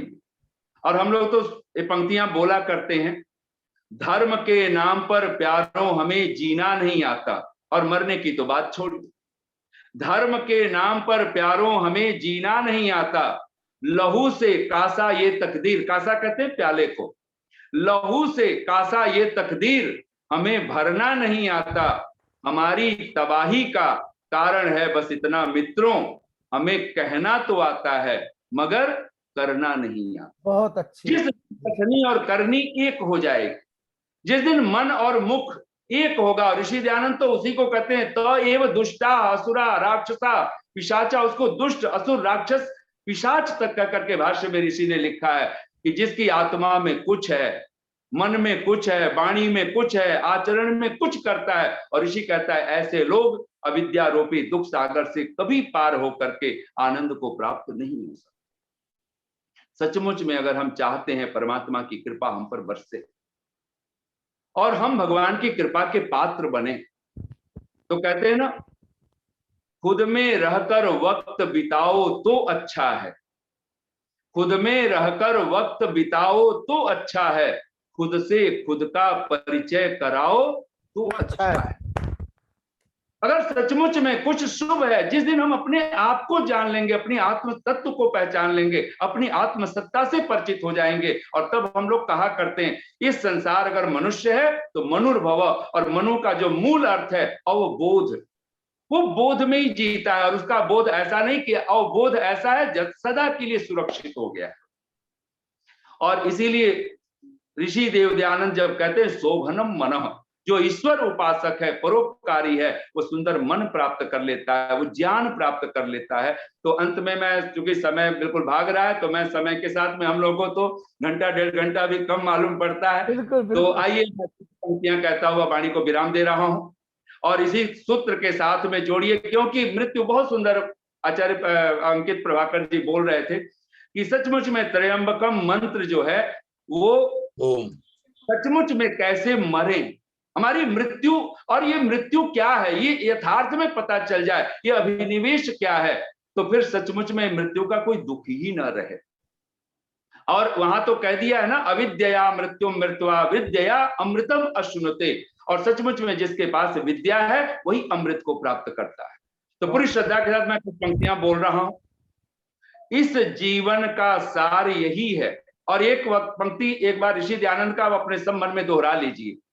ऋषि का वाक्य सत्यार्थ प्रकाश में, और अद्भुत स्वर्णिम वाक्यों में लिखने योग्य है पंक्ति। जो परमेश्वर की स्तुति, प्रार्थना और उपासना नहीं करता, सब साधनों का साधन जीवन जीने का तरीका बना लीजिए, और कुछ आप कीजिए ना कीजिए, ईश्वर की भक्ति करने से कभी पीछे मत हटिए। भगवान के अस्तित्व पर आप अगाध श्रद्धा से भर जाइए। और ऋषि का यह वाक्य थोड़ा कठोरतम जरूर है, जो परमेश्वर की स्तुति, प्रार्थना और उपासना नहीं करता, ऋषि लिखता है, वह कृतघ्न और महामूर्ख भी होता है। आप सोचिए कि जो कृतघ्न है, जो महामूर्ख है, वो व्यक्ति हजार उसके पास धन दौलत का अंबार हो, वो घर में भी खतरनाक है, वो परिवार में भी वो भयंकर है, समाज के लिए भी वो एक आतंकी है, और राष्ट्र के लिए तो बात ही मत कहिए, विश्व की तो बात ही ना कर। इसलिए मूल में अगर कुछ ऋषि हमें देना चाहते, अगर लिखते तो सबसे पहले ईश्वर विषय है। बहुत आभार। तो इस जीवन का सार यही है, मिल जाए भगवान किसी दिन। किसी दिन तो ये शब्द है कवि के, अभी मिलना चाहिए, हियर एंड नाउ, और सद्यः सिद्धिर भवेन्न, जैसे ऋषि प्रार्थना करता है। इस जीवन का सार यही है, मिल जाए भगवान किसी दिन, इस दुनिया का उपकार यही है, बन जाए इंसान किसी दिन। जप तप व्रत संयम सेवा से, ये सब हम सत्संग साधन, ये सब क्यों? जप तप व्रत संयम अरु सेवा से सब साधन का सार यही है, मिट जाए अज्ञान किसी दिन, इस जीवन का सार यही है, मिल जाए भगवान किसी दिन। बहुत सारी पंक्तियां छोड़ के अंतिम पंक्ति बोल रहा हूं। बोल दीजिए, बोल दीजिए। सुख संपत्ति यदि मिल भी जाए, ये संसार, ये आउटर वेल्थ, सुख संपत्ति यदि मिल भी जाए, कब किसके यह संग में जाए, किसी के साथ नहीं जाने वाला। सुख संपत्ति यदि मिल भी जाए, कब किसके यह संग में जाए, तो क्या करें? सब मिलने का सार यही है, हो जाए कुछ दान किसी दिन, इस जीवन का सार यही है, मिल जाए भगवान किसी दिन, इस दुनिया का। आचार्य जी बहुत बहुत आभार आपका। और पूरा समय हम आपको देंगे, 1 इंसान घंटे का समय देंगे हम इतनी आपको। शांति और प्रेम से जी, 1 घंटे, बहुत बहुत साधुवाद, बहुत बहुत धन्यवाद। 12 बहुत तारीख को बहुत आपको पूरा 1 घंटे का समय देंगे हम आपको। धन्यवाद। 12 तारीख को 1 घंटे का समय नहीं, आप लीजिए। तारिक जी, बहुत आपको बहुत बहुत बधाई। और मैंने समय लिया, मैं ज्यादा हो गया होगा, मैं इसके लिए बहुत क्षमा प्रार्थी हूँ। कोई बात बहुत नहीं, साधुवाद, कोई धन्यवाद। बात नहीं। आपके पास इतना महर्षि दयानंद ने भर दिया कि अगर आप लगातार भी बोलो ना, 5 घंटे तो कम है आप लोगों के लिए। और निश्चित रूप से बहुत बहुत आभार आपका। और आगे समय आपको दिया जाएगा। मैं निवेदन करूंगा उदयन आर्य जी से कि समय की बाध्यता है, सीमा है, 10 मिनट का समय आपको निर्धारित है, उसी में अपनी बात रखें। उदयन जी। और आचार्य जी को भी प्रणाम करता हूँ मैं, आचार्य उदयन जी को जी, बहुत बहुत नमन। आचार्य उदयन जी जो हमारे आज के अध्यक्ष हैं। और इसके बाद हम विजय कुमार शर्मा जी का आशीर्वाद लेंगे। जी उदयन जी आए, गुरुकुल करता। नमः सर्वेभ्यः। श्रूयते वा भाकर महोदय? नमस्ते श्रूयते? जी, नमस्ते जी, नमस्ते। अस्तु। नमो नमः, नमो नमः सभायै। आज के हमारे मुख्य वक्ता श्रीमान मेरे युवा साथी और बहुत ही अपना, जिनका एक व्यक्तित्व बन गया है पूरे समाज में और उनका एक स्वयं का एक परिचय भी बन गया है आर्यजत के लिए, श्रीमान प्रभाकर जी। बहुत ही एक हम सबके लिए प्रेरणा स्रोत हैं और उनकी दृष्टि एक अलग है और वो उस दृष्टि से हम सबको दिशा देने का कार्य करते हैं, समाज को भी एक दिशा देते हैं। और सबसे बड़ी बात है कि वो उन विषयों पर चर्चा करते हैं जहां किसी का ध्यान नहीं जा रहा है। मैंने आपका पूरा वक्तव्य सुना है और बहुत उत्तम, कई सारे विषय हम सब के लिए, मैं कहूँगा मेरे लिए भी बहुत सारे विषय नए थे और उनको हम सब कैसे करें अपने जीवन के अंदर, how to live a happy life, ये बहुत अच्छा आज विषय आपने चुना है। हमारे बीच में श्रीमान अभी मेरे से पूर्व मैत्रेय जी, बहुत ही देखो व्यक्तित्व इतना गजब है कि मतलब आप सुनते जाएं, क्या मतलब पांडित्य है। मैं समय पर ध्यान दूंगा, चिंता ना करें, मुझे समय पे छोड़ दूंगा। 9:30 तक हमारा समय है, मेरे पास समय भी 7 मिनट का है। I have only 7 minutes. हम सब लोग आर्य समाज से जुड़े हुए हैं, आर्य समाज की परंपरा से 2 विषयों पर हमें ध्यान देने की आवश्यकता है। जीवन जीने कला का सब सुन लिया है, सब परिचित, सब ठीक है, मुझे उस पर नहीं जाना है। मैं इतना सा कहना चाहता हूँ, मैं इतना सा निवेदन करना चाहता हूँ कि हम आर्य समाज के लोग और सामान्य अन्य संप्रदाय के लोग, उन दोनों के व्यक्तित्व में यदि कोई भिन्नता नहीं है तो हमारा निरर्थक है आर्य समाज। इसका मैं एक उदाहरण और दे रहा हूं। हम ईश्वर को निराकार मानते हैं, वो साकार मानते हैं, दोनों की पूजा पद्धति अलग है। इसके बाद भी हमने क्या प्राप्त कर लिया निराकार की उपासना करने से? एक अन्य ग्रंथों के पठन पाठन में लगे रहते हैं, पाखंड में लगे रहते हैं। ऐसा कह करके अगर उनको हम अपशब्द कहते हैं तो मैं ये पूछता हूँ कि हमने क्या प्राप्त कर लिया निराकार की उपासना करने से? हमने ये सब चीजों को, मैं ये अक्सर देखता हूँ, बहुधा देखता हूँ, हम सब लोग इस जीवन के अंदर अक्सर दूसरों की कहानियों को सुन करके भी हम स्वयं दुखी हो जाते हैं। मैं ये कहना चाहता हूँ कि प्रत्येक आर्य समाज का वर्ग, प्रत्येक आर्य समाज का व्यक्ति अपने व्यवहार से समाज में परिचय दे, दिशा दे, निर्देश दे। और मैं बहुत बड़ा उत्तरदायित्व तो आप सबके ऊपर है, हम सबके ऊपर है, एक युवाओं को दिशा देने वाला कार्य। क्या हमारे पास में 15-20 कपल ऐसे हैं?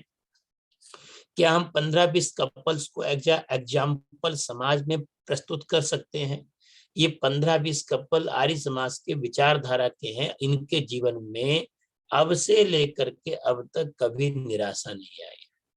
क्या उस प्रकार के कपल से हम समाज को, एक उन वर्गों को जो लोग दुखी रहते हैं, क्या उनको प्रेरणा प्रदान कर सकते हैं?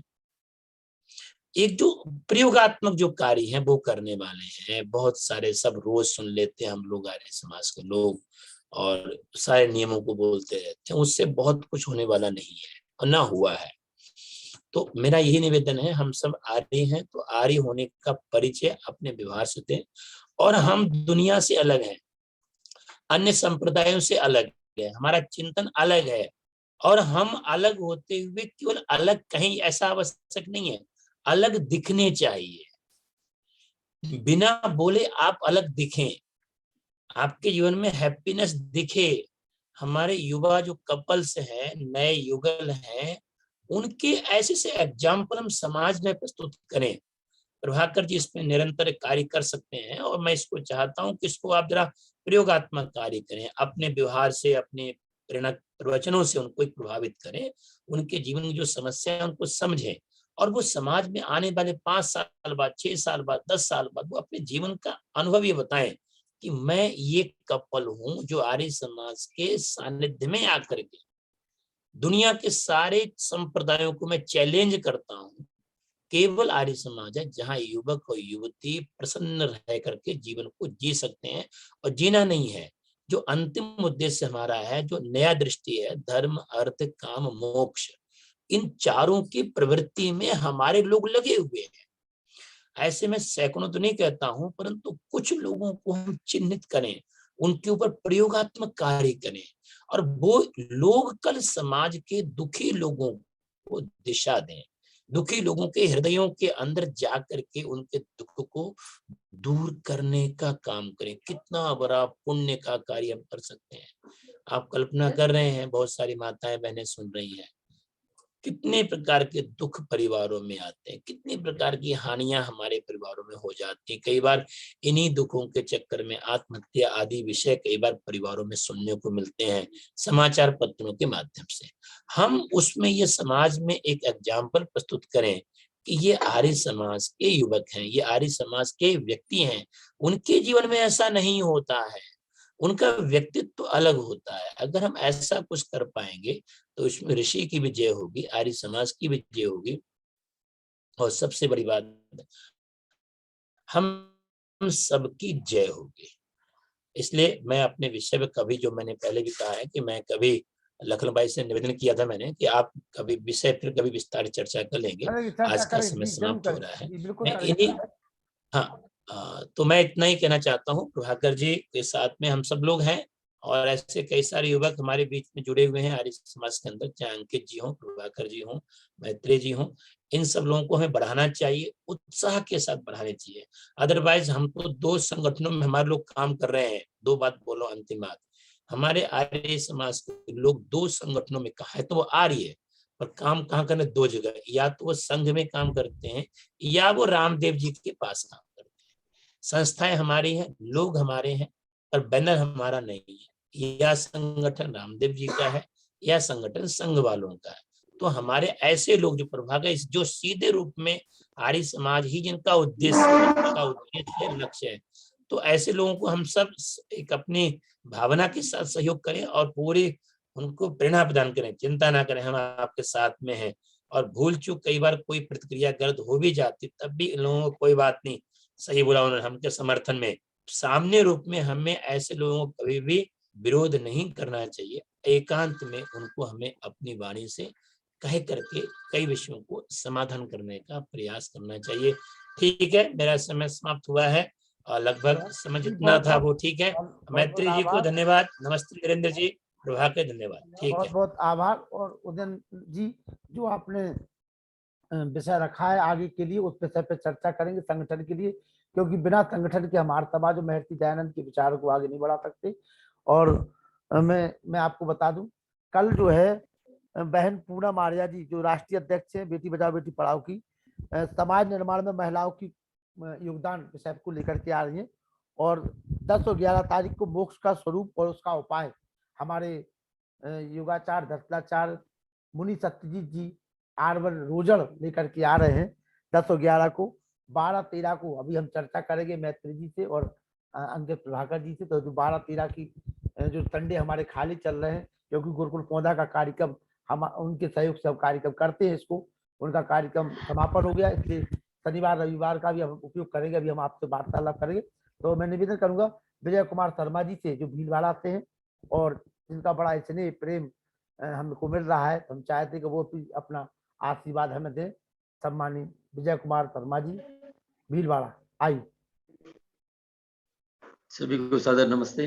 नमस्ते जी, नमस्ते जी, स्वागत है आपका। मुझे आज आपने सम्मिलित किया इस कार्यक्रम में और एक विशिष्ट तिथि का भी स्थान दिया। जिसके लिए मैं अपने को योग्य नहीं समझता हूँ, परंतु आपका आग्रह है तो विशेष रूप से मैं आज आपको धन्यवाद देना चाहूंगा। 2 नए जिनसे मैंने पहले कभी जिनको नहीं सुना, उदयन जी और मैत्री जी को आज सुनने का अवसर प्राप्त हुआ। दोनों ने ही बड़े अलग से विषय जो है बताए।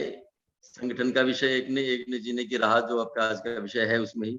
तो उदयन जी का चिंतन मुझे बड़ा आकर्षक लगा कि आर्य समाज के प्रति जो पीड़ा है वह वास्तव में मेरे हृदय की भी पीड़ा है, और मैं आर्य समाज को कैसे उन्नत बनाना है इसके विषय में हम सभी को मिलजुल करके इसको आगे प्रयास करना चाहिए। और आदरणीय मैत्री जी की बड़ी ओजस्वी वाणी और उनका बताने का तरीका मुझे बड़ा पसंद आया।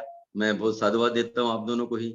और तीसरे जो व्यक्ति हैं वो मेरे पूर्ण परिचित और पूर्व परिचित अंकित जी हैं। अंकित जी को मैं वर्षों से जानता हूँ और मुझे सौभाग्य है कि मैं भी उसी गुरु धर्मवीर जी का अपने आप को शिष्य मानता हूँ। हालांकि वो मैं कोई उनसे गुरुकुल में नहीं पढ़ा हूँ, परंतु वो मेरे पास अक्सर भीलवाड़ा आया करते थे और मुझसे बहुत ज्यादा स्नेह करते, अप्रतिम स्नेह मुझे उनका प्राप्त था। मैं उनको भी आज याद करता हूँ इस कार्यक्रम में। और हमारे जो संयोजक और संचालक महोदय हैं, इनकी तो तुलना मैं किससे करूं, इनसे ही तुलना कर लेता हूं कि बड़े सरल और सहज स्वभाव से आप इस कार्यक्रम का संचालन कर रहे हैं। मैं काफी समय से आपको देख रहा हूं इस कार्यक्रम में सम्मिलित, परंतु पूर्ण रूप से मैं कल और आज 2 ही दिन जुड़ पाया हूं। इससे पूर्व में कई बार जुड़ा हूं और कुछ क्षण या कुछ मिनटों या कई बार आधा घंटा पौन घंटा तक जुड़ करके अपने कार्य की व्यस्तता ज्यादा रहती है, इसलिए मैं बहुत ज्यादा समय नहीं दे पाता हूँ। परंतु मेरी पीड़ा आप सबके साथ है, मैं सदैव आप सबके साथ रहूंगा। और अंकित जी के लिए मैं एक श्लोक, मुझे भर्तृहरि का याद आ गया। जब हम गुरुकुल में पढ़ा करते थे, मैं गुरुकुल कांगड़ी और कुरुक्षेत्र में पढ़ा हुआ हूँ। और मेरा थोड़ा सा परिचय भी दे दूं, मैं श्री रेतीराम जी शर्मा सिलीगुड़ी तीसरे नंबर का सुपुत्र हूँ। उन्होंने आर्य समाज का बहुत काम किया नेपाल में और बंगाल में, उन्होंने आर्य समाज की बड़ी सेवा करी है। उन्हीं का मैं तृतीय पुत्र हूँ। वाह वाह, और जो मुझे श्लोक याद आ रहा है वो ये है, स्वागत है, सुनाइए। केयूराणी ने भूषयंती पुरुषम। ये मैं हमारे प्रिय अंकित जी के लिए बोल रहा हूँ। केयूराणी ने भूषयंती पुरुषम हारान चंद्रोज्ज्वला, न स्नानम न विलेपनम न कुसुमम नालंकृता मूर्धजा, वाण्येका समनं करोति पुरुषम या संस्कृता धार्यते,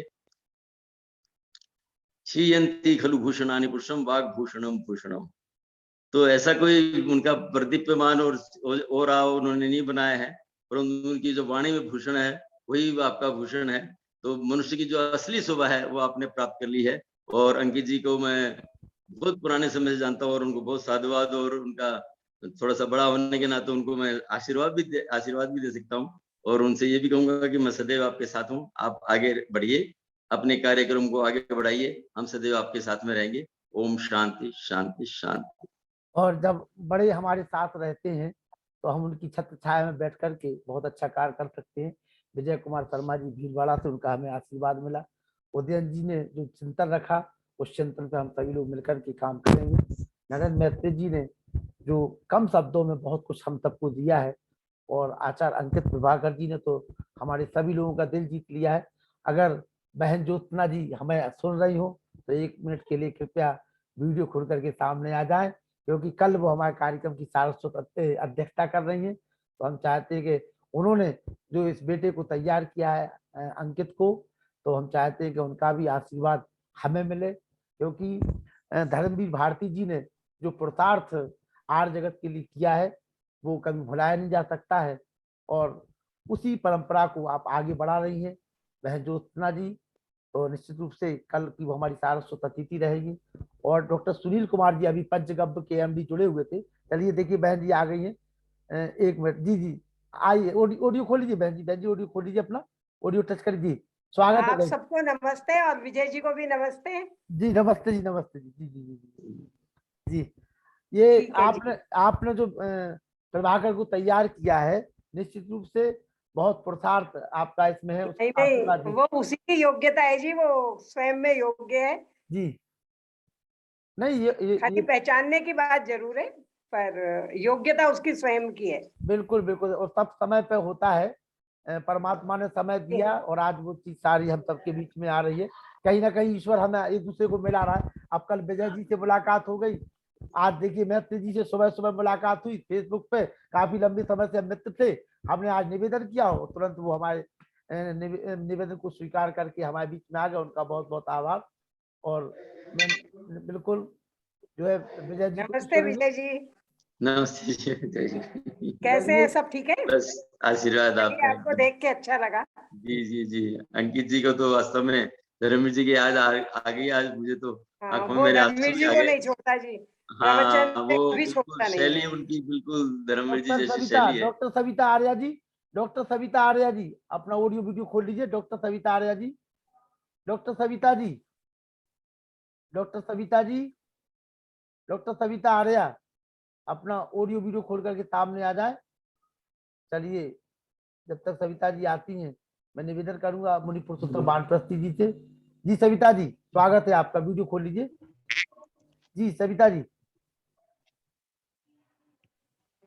जी सविता जी, जी जी जी आप भी जो है बधाई संदेश दे दीजिए हम सभी के लिए। जी स्वागत है आपका। कहाँ पे परिचय दे दीजिए एक बार। जी जी परिचय दे दीजिए। मैं आचार्य मैत्री कन्या गुरुकुल से डॉक्टर सविता आर्या। जी मैत्री कन्या गुरुकुल जी कहाँ पड़ता है? ये हरिद्वार में है, उत्तराखंड हरिद्वार में।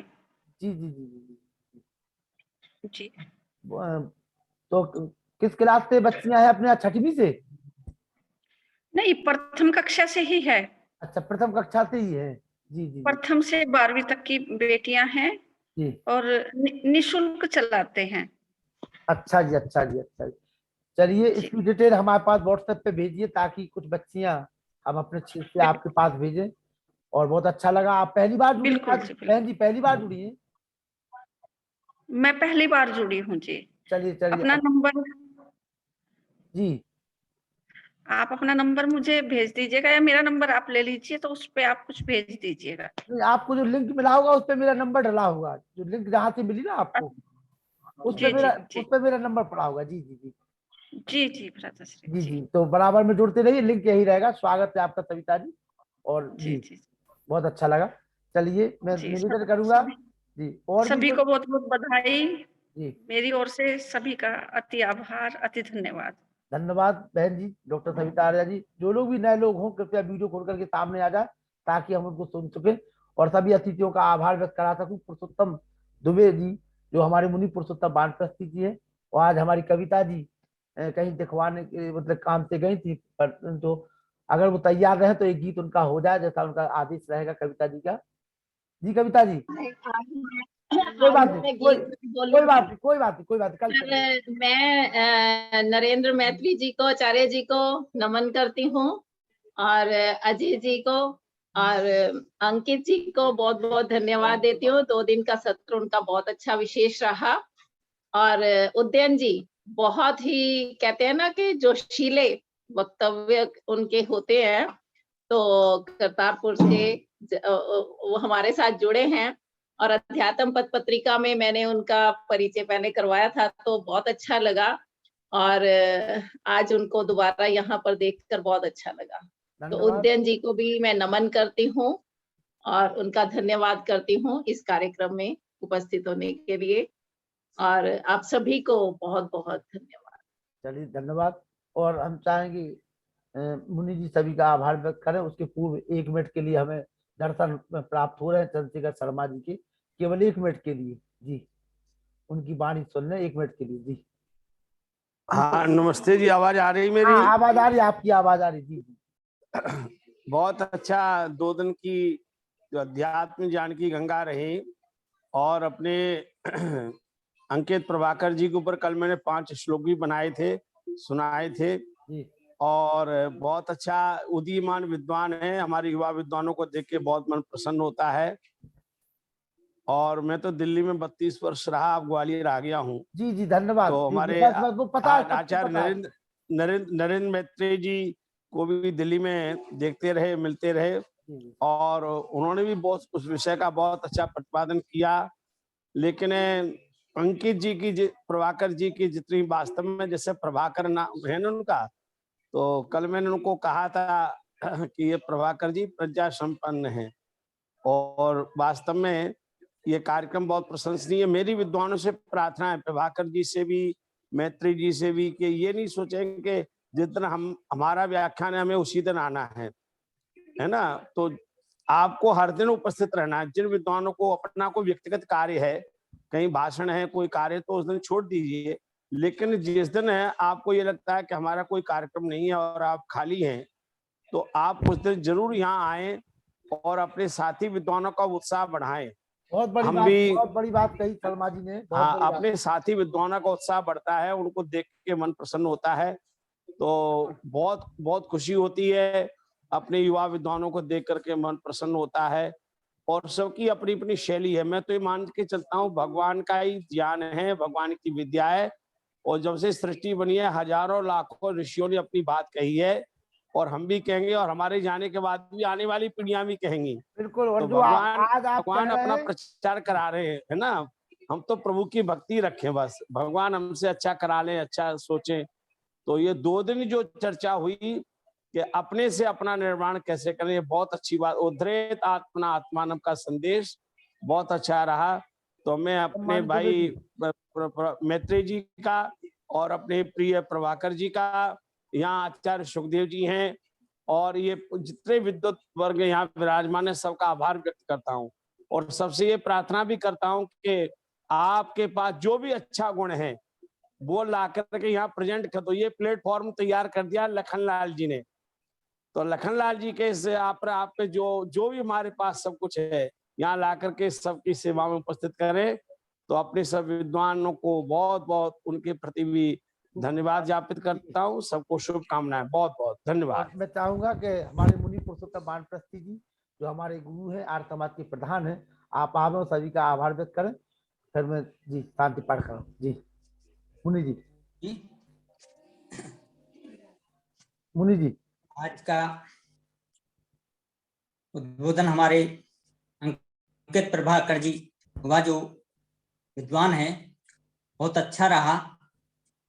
कल का विषय अलग था, आज का विषय अलग है, लेकिन दोनों का सामंजस्य बना के उन्होंने यहाँ पर उद्बोधन दिया है। प्रकृति मेरी मित्र है और हम इससे सामंजस्य बना के चलें, यह उनके कथन में स्पष्ट भासता है। हमारी सत्ता तीनों सत्ताओं में से कम नहीं है, ईश्वर से, प्रकृति से और हमारी। अभी हमारे डॉक्टर उदयन जी बहुत अच्छा प्रस्ताव उन्होंने रखा, सुझाव दिया हम लोगों को, मानने योग्य है। आचार्य नरेंद्र मैत्री जी का भी मैं बहुत धन्यवाद करता हूँ, आभार प्रदर्शित करता हूँ। आपने बहुत अच्छा एक वो कहा है, ये कई साध हैं सब सदे, सब साध हैं सब जान। मुझे भी एक कवि शायद इनसे मिलता ही जुलता है, सब आए इस एक में, दाल पात फल फूल, रहमन रहीम राम जी का है जब मूल। तो मैं देखता हूं उस परमात्मा का सानिध्य हम लोगों के ऊपर बना रहे। हम लोग प्रकृति को, ये प्रकृति भोग्य है हमारी, इसको हम भोगें, लेकिन किस प्रकार से भोगें वो हमारे अंकित प्रभाकर जी ने बहुत विस्तार से हमारे सामने रख दिया है। तो हमारे जीवन में कभी कष्ट, हानि, सुख दुख का हमारे ऊपर प्रभाव नहीं पड़ेगा। और सत्य धर्म का जो आचरण करता है ना, उसको तो मृत्यु का भय भी नहीं रहता, ऐसा शास्त्रकारों ने कहा है। तो मैं इन सबके लिए नमन करता हूँ, साधुवाद। और हमारे भंडारी बहन जी जो अभी सबसे प्रथम खोलते ही एक बहुत अच्छा भजन सुना रहे थे, कविता बहन जी हमारी शायद कई व्यवस्थाओं में नहीं फंसी हुई थी, वो आज वो नहीं आ पाई, लेकिन उनके लिए भी मैं वंदना करता हूँ उनकी। और हमारे अभी जो शर्मा जी बोल रहे थे ना, एक तो लखनलाल जी से मैं कहता हूँ 1 मिनट का समय आप देते हैं, वो कोई मान नहीं रखता है 1 मिनट का समय। 2-3-4 मिनट तो उनको वैसे ही भूमिका बनाने में लग जाती किसी को भी, लेकिन आपका कहना